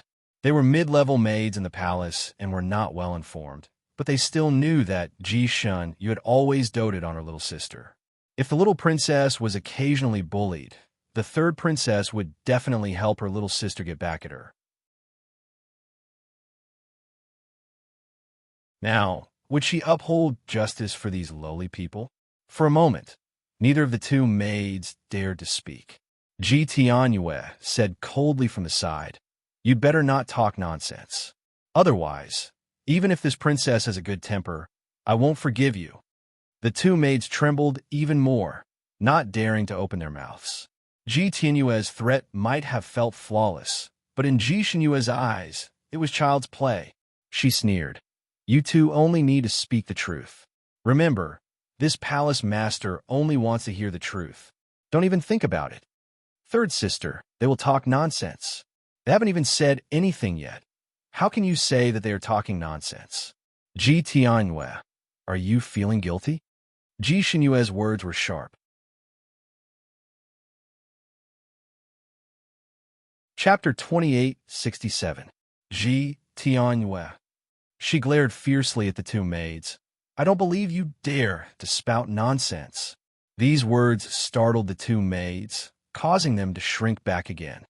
"As long as you don't spout nonsense, I can let your families go and not implicate you. Otherwise," Ji Tianyue threatened them. Ji Shinyu looked at all of this coldly. She originally thought that her sister was despicable, but she wouldn't hurt the two maids like this if they hadn't done anything wrong.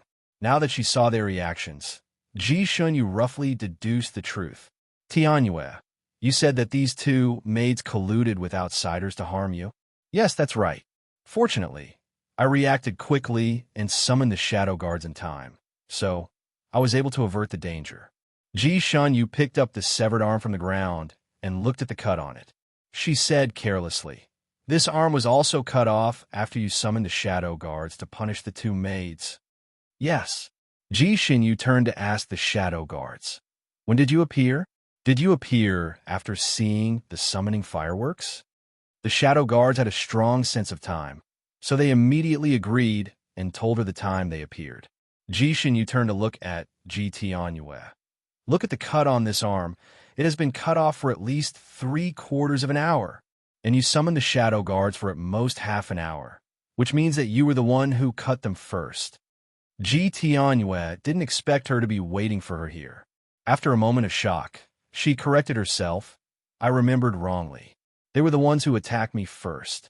I slashed them out of self-defense. The two of them suddenly attacked you together?" Ji Shunyu didn't change her expression. "Yes, that's right. Very good." Ji Shunyu smiled, but her smile was cold. "According to my calculations, these two maids are at the 5th level of martial strength. And Tianyue, your martial strength is at the 3rd level. 2 high-level martial strength ambushing a low-level martial strength, and still being cut to this state by the low-level martial strength. Ji Tianyue, do you really think your third sister is an idiot?" Ji Shunyu rolled around in a pile of blades all year round, so she was very good at analyzing injuries. No one could hide from her. Ji Tianyue usually only saw her gentle love for her, but she didn't know what ability her third sister had. At this moment, she was stunned by Ji Shinyu's question, but she still defended herself. "That's because my sister was attacked and knew it was dangerous, so she fought back with all her might." "Sister, haven't you heard that one person's life? Your martial strengths so far apart. You can achieve this effect. I've learned." Ji Shinyu's, "If you two were to fight, how much power can you use?" From Ji Shinyu's words just now, the two maids had already vaguely understood that this third princess really wanted to uphold justice and was not biased towards her younger sister without any reason. Their courage immediately grew by a lot, and they also dared to speak the truth. "Tianyue est." Ji Shinyu looked at Ji Tianyue again. Her wrist was a little red and swollen, but she didn't see any other injuries. Ji Shunyu raised her hand and threw a small bottle of ointment to Ji Tianyue. Use this to rub your wrist. The swelling will subside. Ji Tianyue didn't know what her sister was up to, but she accepted the ointment.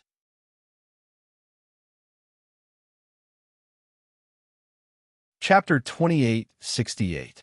Ji Tianyue didn't know what her sister was up to. She took the ointment and tentatively touched her wrist. It was cool and comfortable and also stopped the pain. She immediately smoothed out the red and swollen areas on her wrist. Ji Shunyu's ointment had a miraculous effect on this kind of injury. Ji Tianyue's wrist quickly became less swollen. Ji Shunyu casually took out a sword and handed it to her. Use this to protect yourself. Ji Tianyue was overjoyed. She thought that Ji Shunyu finally believed her and immediately took it. Ji Shunyu crossed her arms. Let me see 2 sword flowers. Ji Tianyue wanted to show off her skills. She really did use the sword to make 3 or 4 sword flowers. The sword flowers were scattered, and they looked quite good and had a lot of strength. Looks like Tianyue's wrist has recovered. Looking at your sword flowers, you should be able to use 70 to 80% of your power. Ji Tianyue nodded. Should be about right. Ji Shunyu took a step back. That's good. She turned to look at the 2 maids. Since Tianyue said that you were the ones who ambushed her, then you must have used all your strength. Now you can attack her again. Let me see if she will be cut to this state. She then looked at the pale Ji Tianyue. At that time, they were not injured, and yet you were able to cut them to this state. Now, they can't even use 30 to 40% of their power. If they fight you again, they will only be at a disadvantage. Don't you think so? Ji Tianyue. She didn't think that her sister would dig such a trap for her to jump into. She was stunned for a moment, then refuted. Sister, you know that I'm timid. I don't even dare to kill a chicken. If I wasn't forced, I wouldn't have cut them to this state. Now I'm regretting it. I can't cut them anymore. I don't want to fight them again. Even if you don't want it, you still have to. Ji Shunyu didn't have any room for negotiation. They will use all their strength. If you don't use all your strength, you will be killed by them. She then instructed the 2 maids. Now you don't need to ambush them. Just fight openly. You only need to use all your strength. Only then can we truly restore the truth. The eyes of the 2 maids lit up slightly, but they still had some misgivings. If we hurt the little princess, will our families be exterminated? This was what they were most concerned about. Ji Shunyu only replied with 2 words, no. The eyes of the 2 maids immediately lit up. 2 pairs of eyes looked at Ji Tianyue. They had suffered a lot in front of Ji Tianyue. Every day, they would be beaten and scolded. Now that they had been crippled by her, the hatred in their hearts had long since filled their chests. It was only for the sake of the safety of their families that they had been holding back. Now that there was such an opportunity, they would really be fools if they were to be timid. Ji Tianyue shuddered. No, I don't want to. 2 maids covered in blood had already rushed over with their bare hands. Although the 2 maids only had 30 to 40% of their martial arts left, their skills were much higher than Ji Tianyue's. Coupled with their rich experience in fighting enemies, how could the weak Ji Tianyue be their opponent? In just 3 moves, Ji Tianyue was sent flying twice. This was also because the 2 maids didn't have any swords in their hands, and Ji Tianyue had the advantage of carrying a sword. If the 2 maids also had swords in their hands, Ji Tianyue's body would probably have a few more holes.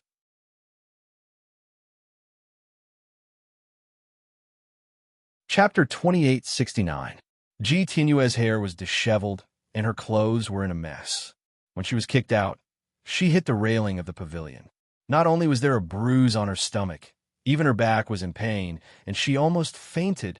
She was scared and angry as she desperately pounced towards the shadow guards. Why aren't you protecting me? While the shadow guards were stunned, Ji Shunyu's voice rang out. They're just simulating the scene. You don't have to do anything if the shadow guards are not involved. If anything happens, I'll take responsibility.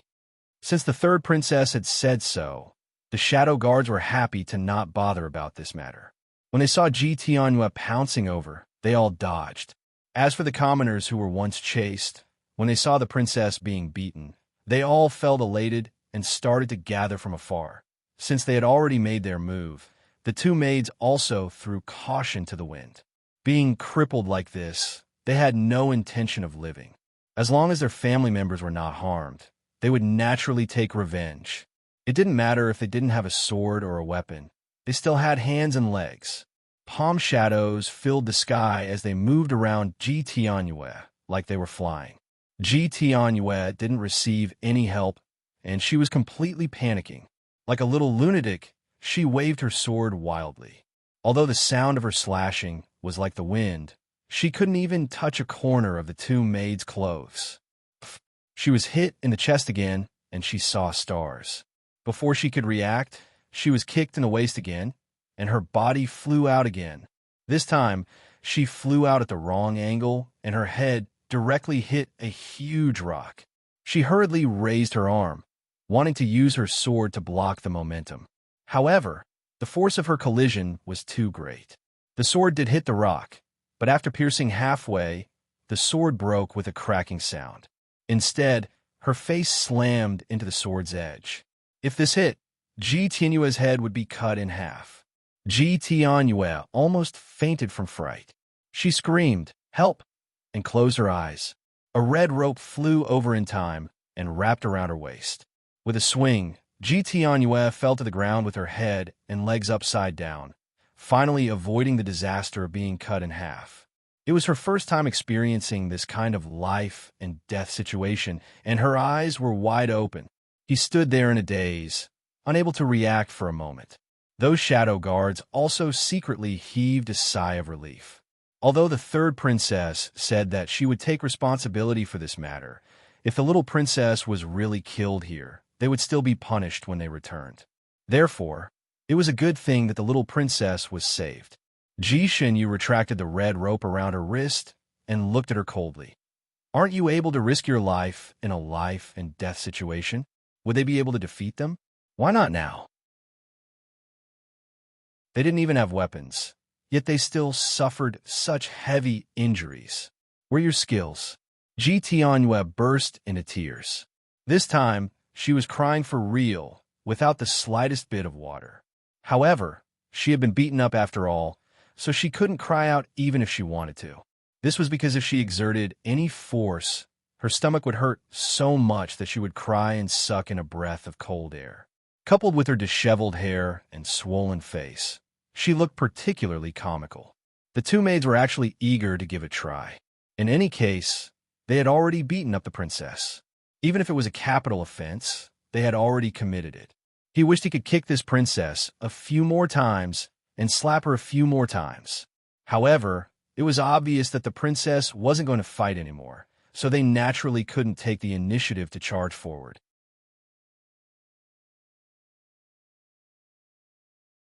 Chapter 2870. You're bullying me. Third sister, you're biased towards these bitches. You used to love me a lot, but now you're working with outsiders to bully your own sister. You must hate me for stealing your fiancé, right? That's why you're here, to take revenge. Ji Tianyu was ashamed and angry, and began to speak without thinking. I'm only reasonable. Ji Shinyu's voice was calm. As for the fiancé you mentioned, he was indeed my fiancé, but I didn't break off the engagement because of you. If I wasn't willing, do you think you could steal him? A lover who could be stolen is not worth keeping. Don't you understand this principle? This was the first time Ji Tian, you had been taught a lesson like this. Now that the fight was over, her temper rose again, and she looked at Ji Shunyu with eyes that were about to spit fire. You're just jealous of me. You're taking revenge on me. You don't have to make it sound so nice. They were clearly the ones who offended my dignity as a princess. They were clearly in the wrong. But you used tricks to make them attack me. Too despicable. I'm going to tell Father. Father will uphold justice for me. She then looked at the two maids, her eyes full of hatred. You actually dared to attack me. When I return, I'll exterminate your 9 generations. I'll first throw your family members in a prison, then torture them to death. Before she could finish her venomous words, she heard a "puh" sound. Her right cheek was fiercely slapped. This slap was extremely heavy, and she was forced back a few steps, falling to the ground with a plop. She covered her mouth and looked at Ji Shunyu in disbelief. You hit me? Yes, I hit you. And I'm teaching you a lesson as your elder sister. Ji Shunyu's face was also ashen, and she said word by word, Ji Tianyu, you're a princess, not a shrew on the streets. You have to take care of your own identity. I originally thought that you were just a little willful and a little selfish because you were spoiled, but I didn't expect you to become like this. Full of lies, arrogant and despotic, vicious and willful, selfish and heartless. If I don't teach you a lesson, who knows what you'll do in the future? It doesn't matter if you're embarrassing yourself, but you're embarrassing the entire Nantian clan. When Ji Shunyu said this, she was still speaking from her older sister's position. She was truly lecturing her younger sister. Ji Tianyu flew into a rage out of humiliation. She jumped up and blurted out, Embarrassing? You still have the cheek to say it's embarrassing? The one who truly shamed the Nantian clan is you. Who was it that was scolded as an abandoned woman and a jinx? Who was it that became the laughingstock of the Nantian clan? It's you. I have always been Imperial Father's pride. You must be jealous of me. It must be because Brother Rongyu hates me, so he's suppressing me here, deliberately making things difficult for me. They damaged my dignity as a princess. I want to get back at them, but not only did you not help me, you even joined forces with them to bully me. I don't want to acknowledge you as my sister anymore. I want to sever all ties with you. She was making false accusations here, and the onlookers at the side could no longer listen to her. Someone stood up and exposed her, telling her how she had been crying and yelling here, and how her maids had come to console her, but she had vented all her anger on the maids, heavily injuring them, and then forced the maids to kill the surrounding people to silence them.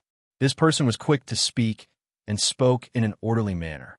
He did not exaggerate, nor did he simplify anything. He explained the matter clearly and clearly.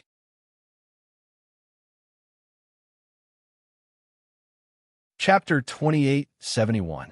Ji Shunyu looked at Ji Tianyu as if she was looking at a real stranger. What do you have to say now?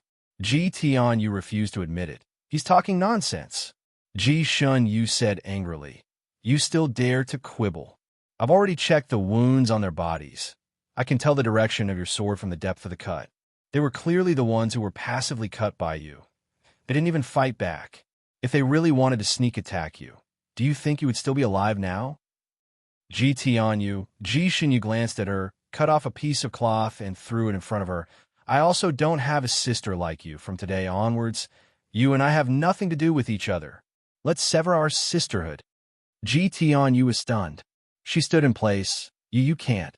Not only was she abandoned by Rongyu at Tianlan, now she was also abandoned by her own sister. What did she do? Why do they all treat her like this? Bullying her because she was young? They were all bullying children. Ji Shunyu didn't even look at her, and directly said to the two maids, If you don't mind, you can follow me. I will arrange a place for you. The two maids originally thought they were going to die, but hearing her words, they were overjoyed, but they still cared about their families. It is our blessing that third princess is willing to take us in, but our families are still in the capital. We are afraid that little princess will take revenge. Ji Shunyu had already thought of this. I will write a letter to Father, explaining everything clearly. Father is a wise ruler. He will not take his anger out on your families. If you are willing, after you have settled down, you can bring your families here to live together. The two maids fell to their knees and kowtowed to Ji Shunyu. Thank you, third princess. From now on, we will follow third princess. Go through fire and water, sacrifice our lives, we will not refuse. These two maids were also stubborn. They didn't shed a single tear when they were cut to this extent, but now they were so excited that tears filled their eyes. I didn't take you in to ask you to repay me. Let's talk about it after you've recovered. Ji Shunyu took out some of the best medicine for wounds and handed it to each of them. This kind of golden sore medicine was the best in the Southern Sky clan. Usually, only high officials, nobles, and some of the upper echelons of the sect could obtain it. These maids were rarely seen. Now, as they held the medicine in their hands, they couldn't help but cry. The surrounding commoners looked at Ji Shunyu with admiration in their eyes. They all applauded and cheered for her actions. This was the demeanor of a princess. Not to mention a princess. Even a prince might not have such a demeanor. It was a pity that she was a woman. If she were a man, she would definitely be conferred the title of crown prince and become an emperor in the future. Ji Tianhua stood in place. Her face, stomach, and body were in pain. She wished she could roll on the bed and let people take care of her. She wanted all the imperial physicians to surround her. But now, she was like a piece of trash that no one cared about. No one even looked at her, even those shadow guards acted as though they didn't see her. They only needed to ensure that she was alive. As for whether her heart was hurt or not, sorry, it was not within their scope of responsibility. Ji Shunyu quickly finished writing the letter and handed it to the leader of the Shadow Guards, asking him to present it to the Southern Sky Emperor. The leader of the Shadow Guards naturally agreed and put the letter away. Then, Ji Shunyu left with the two maids, not looking at Ji Tianhua again.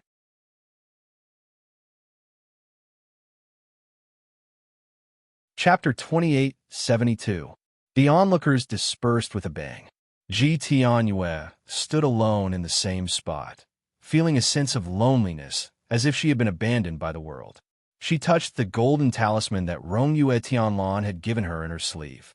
When she was being beaten up just now, she wanted to activate the talisman several times, but when she thought that once she activated it, Rongyue Tianlan would really go their separate ways after saving her again, she resisted the urge. She had to use such an important thing when she needed it the most. She wouldn't use it whenever she encountered a little difficulty. She climbed onto the carriage with great difficulty and got into the carriage. Two shadow guards came up to drive the carriage for her, while the other shadow guards hid themselves and followed. Happy face, carrot. After the prosperity comes loneliness. Now that my birthday has passed, you all have worked hard, so you can all go home. We will gather again next year. The next morning, Grandmaster Ziyun gathered all the disciples in his room and instructed.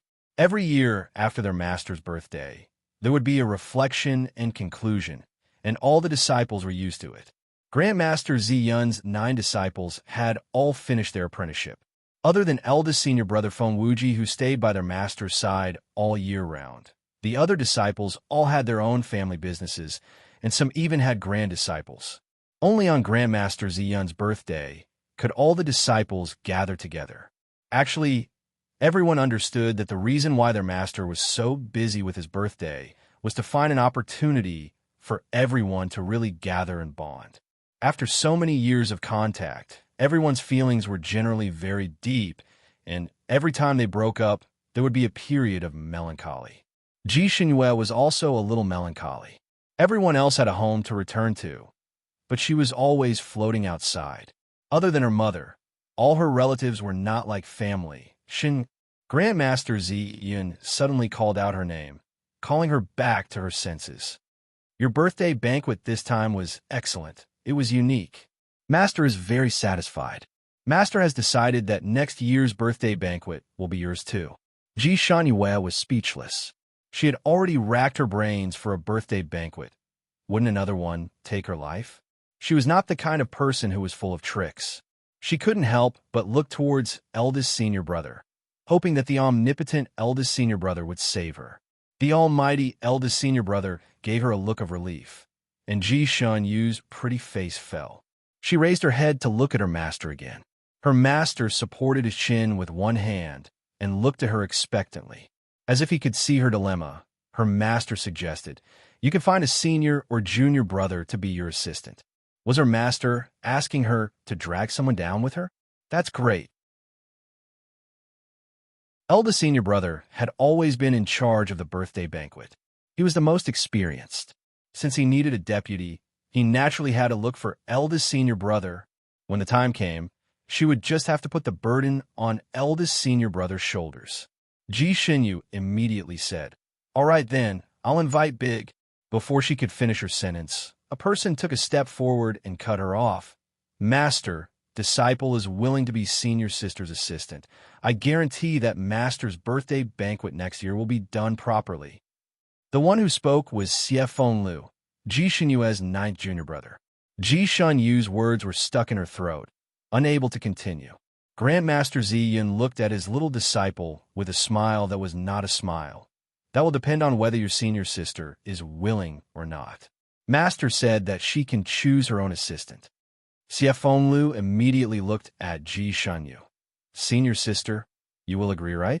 Senior sister, I am the best assistant. If senior sister wants me to go east, I will definitely not go west. If senior sister wants me to beat a dog, I will definitely not scold a chicken. If senior sister has something to tell me, I will definitely complete it 200% of the time. I can even give senior sister some ideas or something.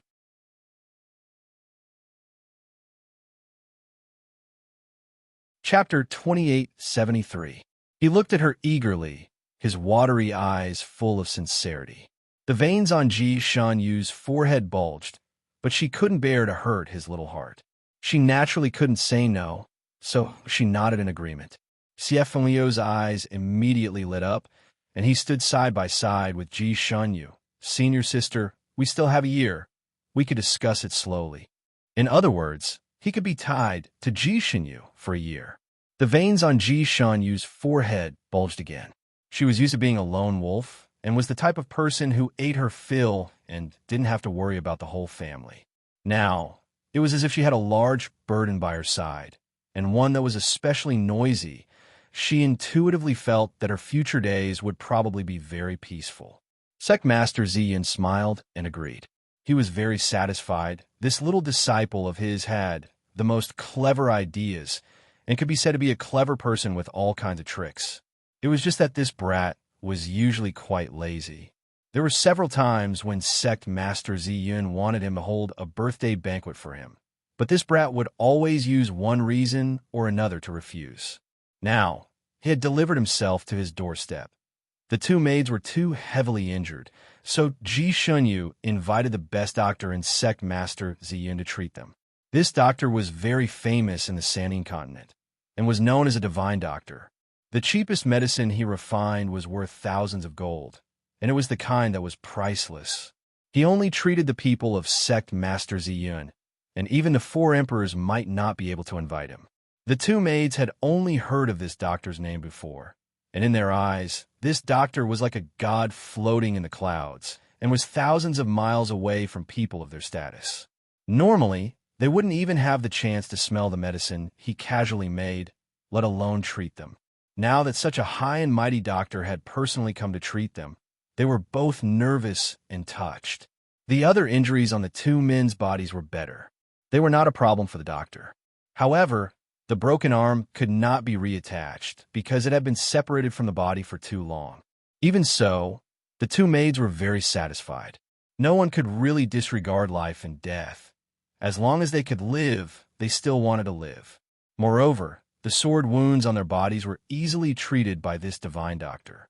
According to the divine doctor, as long as they took good care of themselves, their sword wounds wouldn't even leave a scar after they were healed. After all, they had been with Ji Tianyu for a while, and Ji Tianyu was usually quite harsh to them, and didn't treat them as real people at all. This also caused them to have suspicious personalities. When Ji Xuanyu saved them, other than being grateful, they were also a little suspicious in their hearts. They suspected that this third princess saved them because she wanted to get some information from their mouths, and that she had a purpose. Of course, if Ji Xuanyu really had such a goal, they would think it was normal and would be happy to answer. They were even prepared for Xuanyu's. But after, they didn't expect Ji Tianyu and Tianyu by Tianyu's. Only when their wounds had scabbed over and they could move normally did she send someone to deliver them gold, 100 taels each. It was enough for them to live comfortably for the rest of their lives, and they didn't have to be maids anymore, and they didn't have to live a life of bloodshed. They had even received letters from their own families, telling them that they had been arranged to live in a place with beautiful scenery and tranquil waters.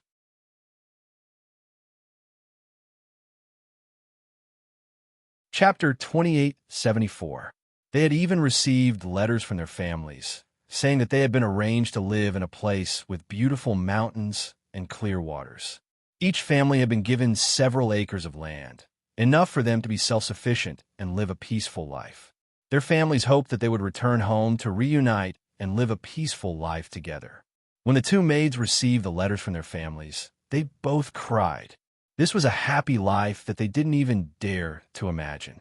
They didn't expect that this disaster would be a blessing in disguise. The third princess had done it for them. At this point, they didn't want to go back anymore.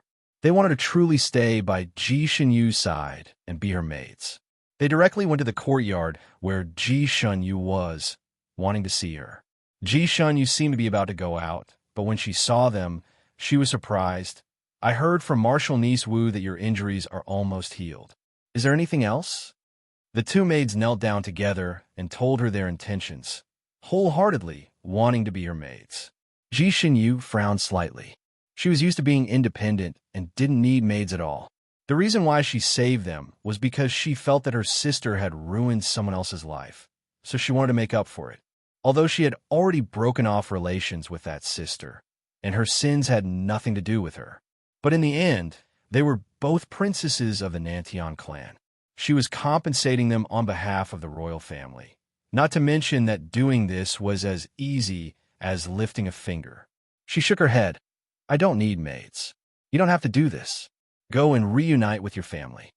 She walked out with large strides. The two maids knew that she really didn't want anything in return, so they were even more grateful. One of the maids pursed her lips and followed closely. "Third princess, this servant has something to say to you." Ji Shinyu stood still and raised her eyebrows. "What is it?" The maid took a deep breath and said, "Logically speaking, this servant shouldn't say these things. After all, this servant used to be the little princess's maid, so I shouldn't say anything bad about her. No matter what happened, I shouldn't betray my master for glory. But this is a serious matter, and this servant is afraid that the third princess won't know the truth and will suffer. So I decided to say it. The third princess needs to be careful of the little princess."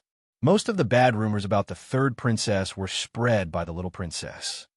Ji Shunyu was startled and frowned at her. The maidservant smiled sadly.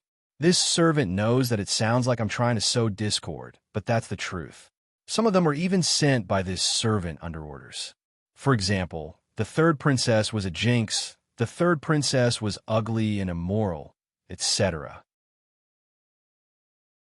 Even the rumors about the third princess were spread back to the palace by the little princess.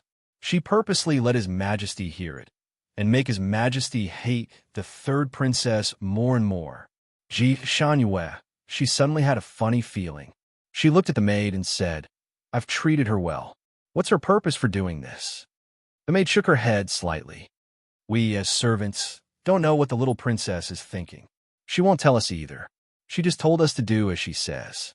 The other maidservant hesitated for a moment before saying, "This servant might know something.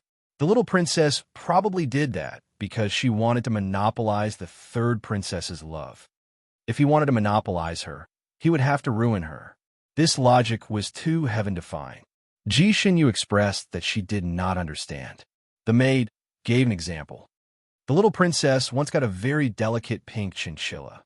The chinchilla looked cute and gentle. Everyone liked it very much and fought to feed it.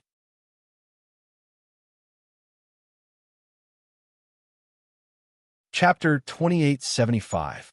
The pink chinchilla also kissed everyone and pounced on everyone it saw, which made the little princess very unhappy. Later, she ordered everyone not to pay attention to the chinchilla, let alone play with it. If they saw the chinchilla, they had to kick it. Everyone did not understand the princess's meaning, but since the princess said so, everyone could only do as she said. Later, no one liked the chinchilla. Only the little princess was still very good to it. She personally fed it, spoke to it gently, and even took it to play in the garden. Gradually, the chinchilla no longer cared about everyone. It was only close to the little princess, and the two of them were inseparable. Ji Shunyu. She didn't know about the chinchilla because it was not given to her by someone else. It was caught by Xie Fenglu from deep in the mountains. That chinchilla's big round eyes were like a group of pink snowballs. It was so cute. Lu originally gave the chinchilla to her, but because she did not have a fixed residence, she was afraid that the chinchilla would suffer with her. So she gave it to her sister, who always liked small animals. She raised the chinchilla for 3 or 4 days, and it was very docile and clever. But when she returned to the palace and saw the chinchilla again, it was as fierce as a little leopard. It was hostile to everyone, and when she went to tease it, she was almost scratched by its claws. Yu felt that the chinchilla had mutated. Fortunately, the chinchilla was very docile to her sister and followed her step by step, often acting cute and spoiled to her sister. Yu thought that it was the chinchilla's habit to only be close to its owner. But it turned out that it was trained through this method. It seemed that she was also treated like a chinchilla by her sister. What about the chinchilla? Did it really die of illness? A chinchilla's lifespan was about 1,000 years. When she gave the chinchilla to her sister, it was still a kitten and disappeared in less than 200 years. Later, when she went back and did not see the chinchilla, she casually asked Tianyu. Tianyu immediately burst into tears, saying that the chinchilla accidentally fell into the lake in the imperial garden and caught a cold. She called many imperial physicians to treat it, but they still could not cure it, and it died in the end. At that time, Tianyu even took her hand to see the small grave for the chinchilla. In front of the small grave, Tianyu cried again. Yu couldn't bear to see her little sister cry, so she immediately promised to find an even cuter animal for her. Only then did her little sister stop crying. Later on, she found another cute pet and gave it to her younger sister. Only then did this matter come to an end. That chinchilla didn't fall into the lake by accident. It was forced to drown in the lake by the princess. The one-armed maid finally told the truth. Why? The one-armed maid said, originally, the chinchilla was only close to the little princess, and the little princess also liked it very much. Later, the little princess recruited a new maid in the palace. The little handmaiden was nimble, smart, and lively. She was a good handmaiden, but she liked small animals very much, and she liked the chinchilla very much. She often secretly fed the chinchilla. Even if she was scratched by the chinchilla, she was not angry. She still gave the chinchilla a portion of delicious food. Later on, the chinchilla became closer to her. Occasionally, she would allow the little maid to hug her. Unfortunately, it was seen by the little princess once. The little princess was angry at that time. When the one-armed maid said this, her face was already faintly pale.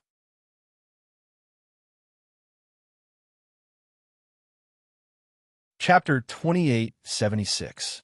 At this point, the one-armed maid's face had already turned pale. When the chinchilla saw her, it tried to get into her arms, but she grabbed it by the neck and threw it to the ground. The chinchilla was injured and cried out miserably on the ground, but the little princess ignored it. Instead, she ordered the little maid who caused the trouble to kill the chinchilla herself. The little maid begged and kowtowed for the chinchilla until her forehead was bleeding, but the little princess refused to take back her order. She even threatened that if the little maid didn't carry out her order, she would send people to kill the little maid's whole family. The maid at the side continued. No matter how much the little maid cried, it was useless. She could only tremble and pick up the chinchilla. According to the little princess's orders, she drowned the chinchilla in the lake. She didn't drown in one breath, but after it was almost submerged, she lifted it up and pressed it back into the water again after it caught its breath. Every time the chinchilla came out of the water, it would scream and scratch the little maid angrily. The little maid cried and let it scratch her until her face and hands were covered in blood. Yu's anger boiled in her chest as she listened. What about the little maid? The one-armed maid closed her eyes. She's crazy. She went crazy not long after she drowned the chinchilla. Later, she also jumped into the lake. Before she died, she said that she wanted to accompany the chinchilla. The truth was so cruel. The little sister she had loved for hundreds of years was actually such a person. She was considered to be experienced and knowledgeable, and had seen a lot of human nature, but she didn't expect to be deceived by a child for so many years. She was so nice to her and wanted to leave all the good things for her. She was actually the biggest ingrate. Ji Shunyu wanted to laugh. She had always thought that her eldest sister and second sister were scum, and her little sister was good. So she had always been harsh to her eldest sister and second sister. But to her little sister, she was as warm as spring. Only now did she understand that a dog that really bites doesn't bark. Ji Shinyu's eyes flashed coldly. It was fine if her little sister didn't provoke her in the future. But if she provoked her again, she would teach her a lesson. She would make her pay the price. What happened that day when she slashed you in anger? Didn't she leave with Rongyue Tianlan? Ji Shinyue thought of another question. The single-armed maid bowed and said, "The little princess indeed came out with Her Highness Rongyu. But Her Highness Rongyu's expression towards the little princess was very cold, and even said that she wanted to talk to the little princess." At that time, the little princess seemed unwilling, but Her Highness Rongyu said that if they didn't talk about it this time, they wouldn't talk about it in the future. The little princess followed him to the pavilion. No one knew what Her Highness Rongyu said to her, but she started crying. After that, Her Highness Rongyu left on her own, and the little princess began to cry and curse in the pavilion, attracting the attention of some commoners. We were afraid that she would bring down her status as a princess, so we went forward to persuade her to go back to the carriage. In the end, she vented her anger on us. Ji Shinyu frowned slightly. What did she curse and cry about?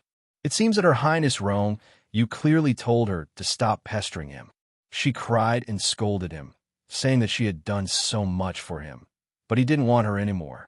The single-armed maid roughly described the scene. When Rongyue Tanlan and Ji Tianyue were talking, they didn't dare to approach them, so they didn't know what they were talking about. He didn't want her anymore? Abandoned after using her? Ji Shunyu actually didn't know how far Rongyue Tianlan and Ji Tianyue had progressed.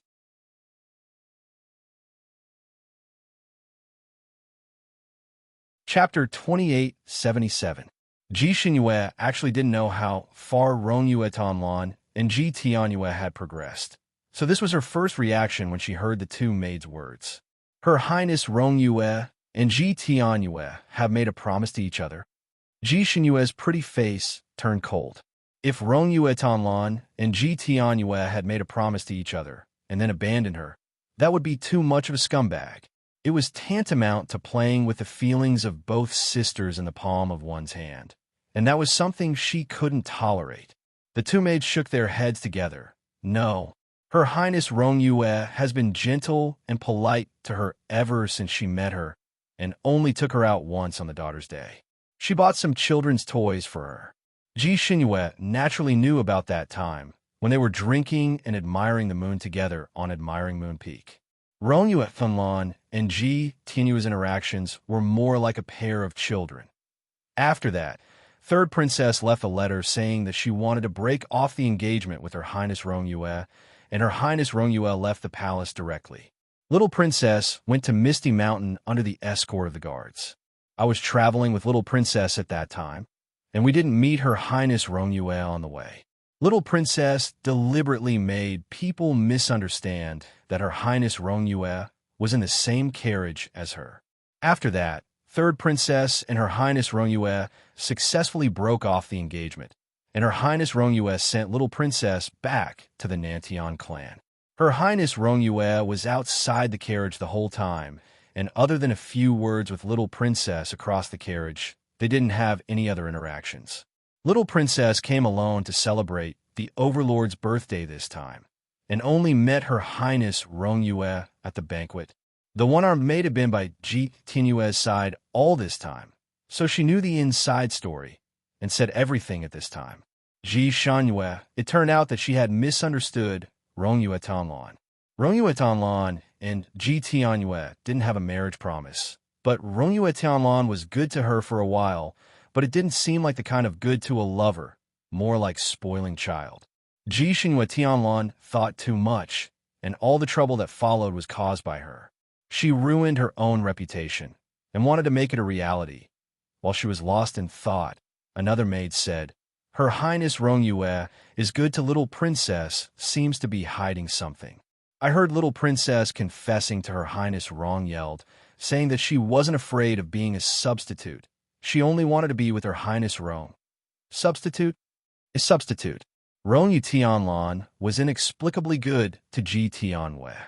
It turned out that it wasn't the kind of love at first sight, but that she was treating her as a substitute. Whose substitute did he think she was? His former lover? He had lived for such a long time, and his appearance was so distinguished and elegant, so it was understandable that he had a lover. She remembered that when he first came to Nantian Palace to cancel the engagement, one of the reasons was that his heart already belonged to someone else. At that time, she had thought that it was just a random reason he had come up with to break off the engagement. Now, it seemed that it was true. Since he used Ji Tianyue as a substitute for that woman, it could be inferred that the woman was already dead. From the looks of it now, Rongyue Tianlan was actually an infatuated person who couldn't bear to part with her old friend, Pu. A garland of flowers landed on the head of Ji Shunyu, who was in a daze, and a teasing voice rang out, "Senior sister, what are you thinking about? Why are you so engrossed?" Ji Shunyu finally regained her senses. She took off the garland on her head and casually threw it at Xie Fenglu, who was practically jumping around beside her. "Brat, are you looking for death?"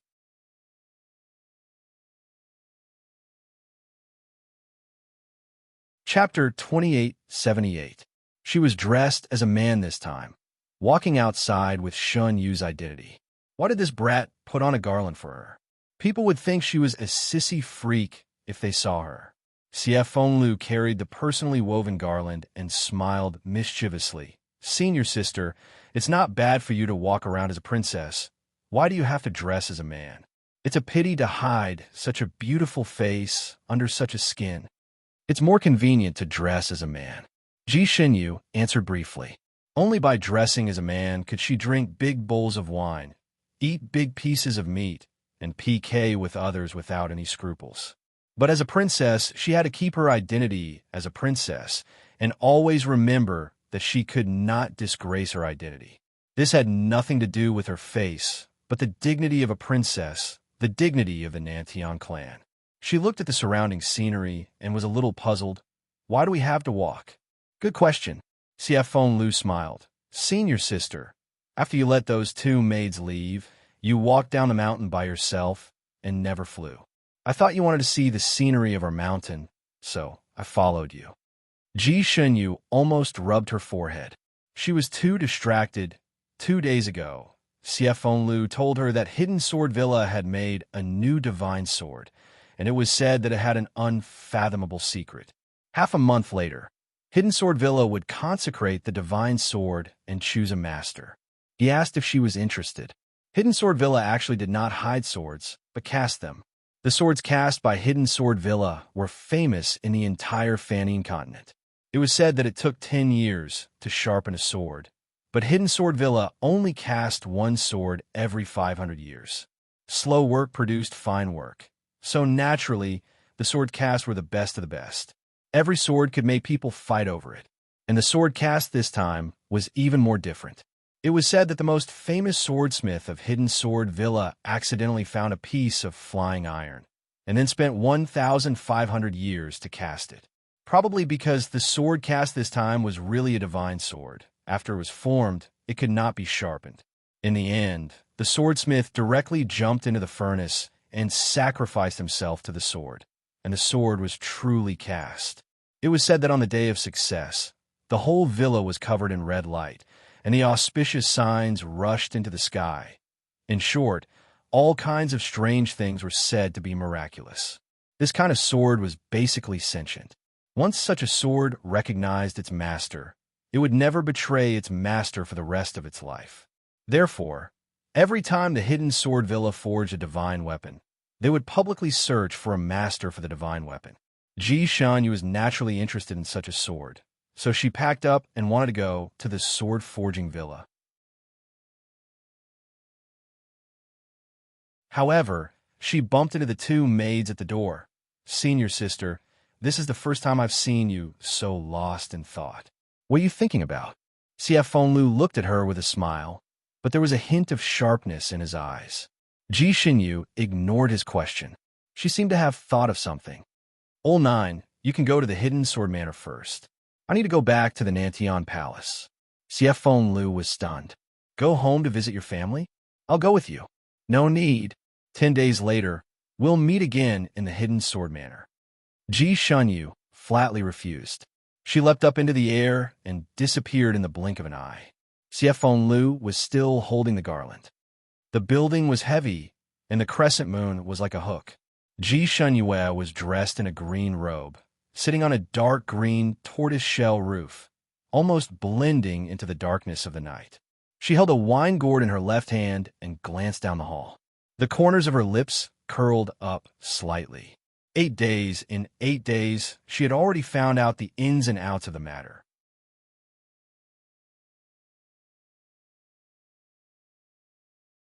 Chapter 2879. Most of what the two maids said was true, such as the relationship between Rongyue Tanlan and Ji Tianyue and the Totoro incident. But the so-called rumors around her were all spread by Ji Tianyue, so these things were exaggerated and had to be discounted. Before Ji Tianyue met Rongyue Tianlan, she didn't deliberately create rumors about her sister to slander her. Perhaps she occasionally mentioned it, but it was unintentional. Until Ji Tianyue met Rongyue Tianlan and fell in love with her at first sight, she felt that her third sister was a stumbling block in her pursuit of her husband. Only then did she consciously create rumors, and it became more and more intense. And now, Ji Tianyue was locked in this deep courtyard. She had fallen out of favor. Ji Tianyue came back 9 days ago under the escort of the secret guards. When she came back, she cried to the South Heaven Emperor, complaining that her third sister was helping an outsider and taught her a lesson in public. The South Heaven Emperor wasn't someone who was easy to fool. He summoned the secret guards and finally understood the whole truth. He was so angry that his face turned ashen. Even if the princess of a clan was at a disadvantage, she should remain calm and think of ways to salvage the situation, instead of crying and making a scene like a shrew and making a fool of herself.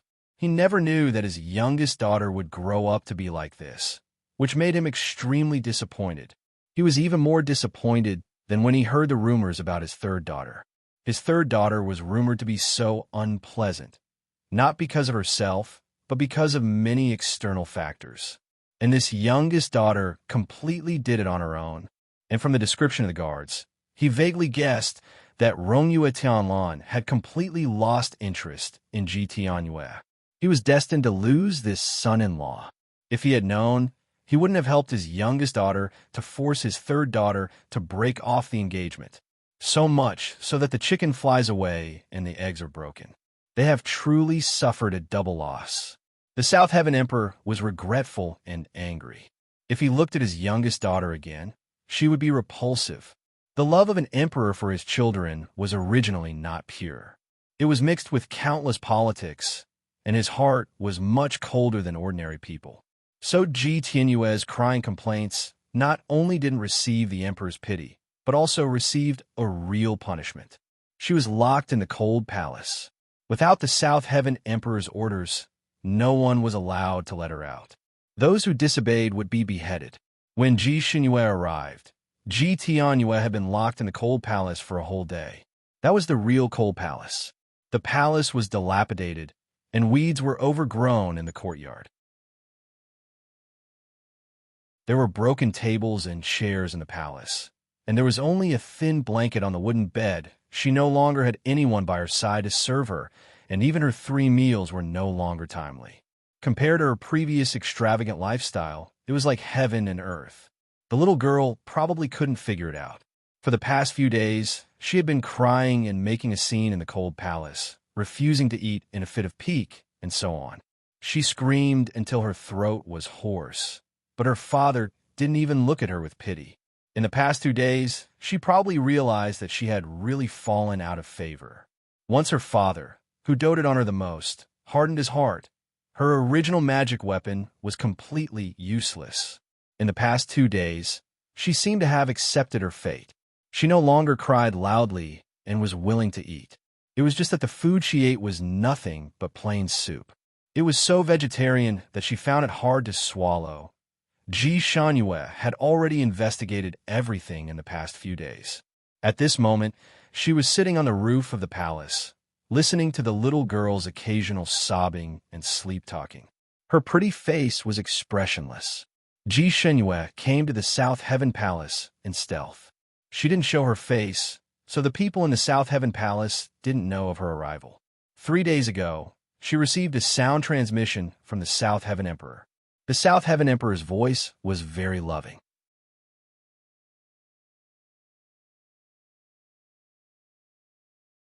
Chapter 2880. 3 days ago, she received a transmission from the South Heaven Emperor. The South Heaven Emperor's voice in the transmission talisman was very affectionate. He looked forward to her return home and said that her imperial mother missed her very much.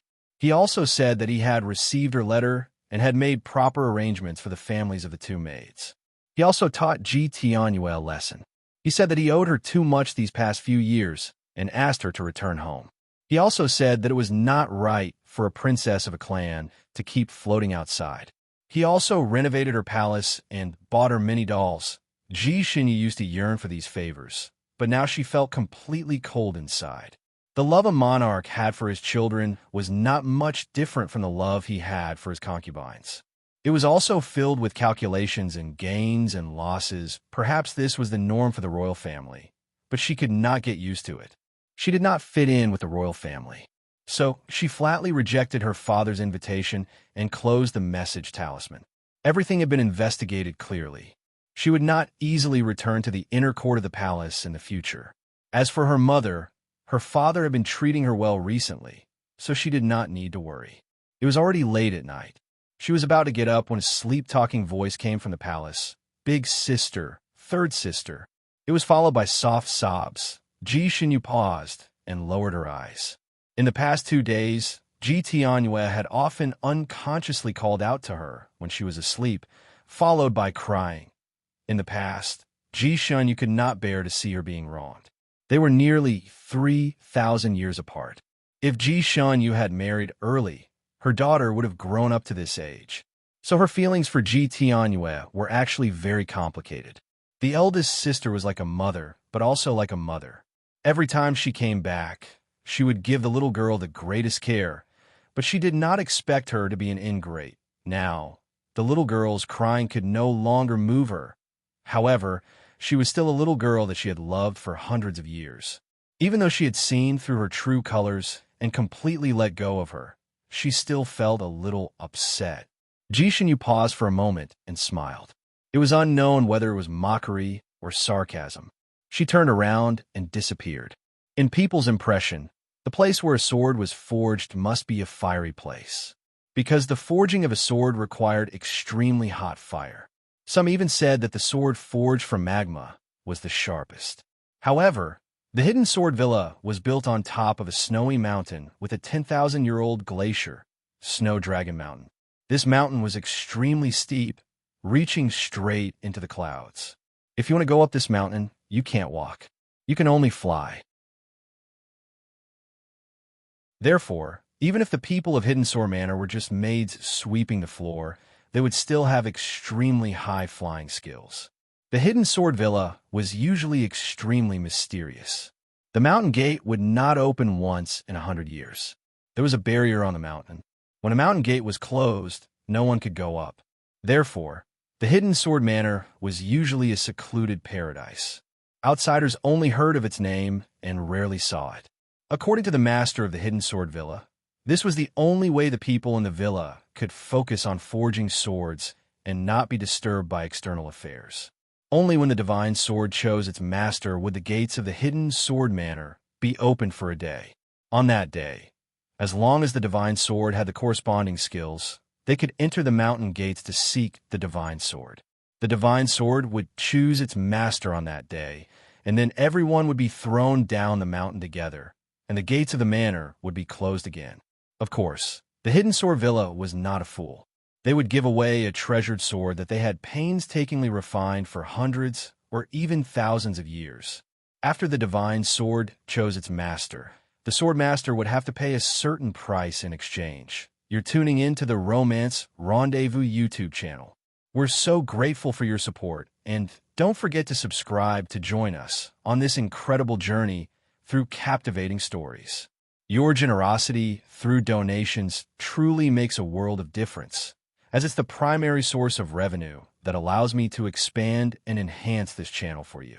Thank you from the bottom of my heart for being a part of this adventure.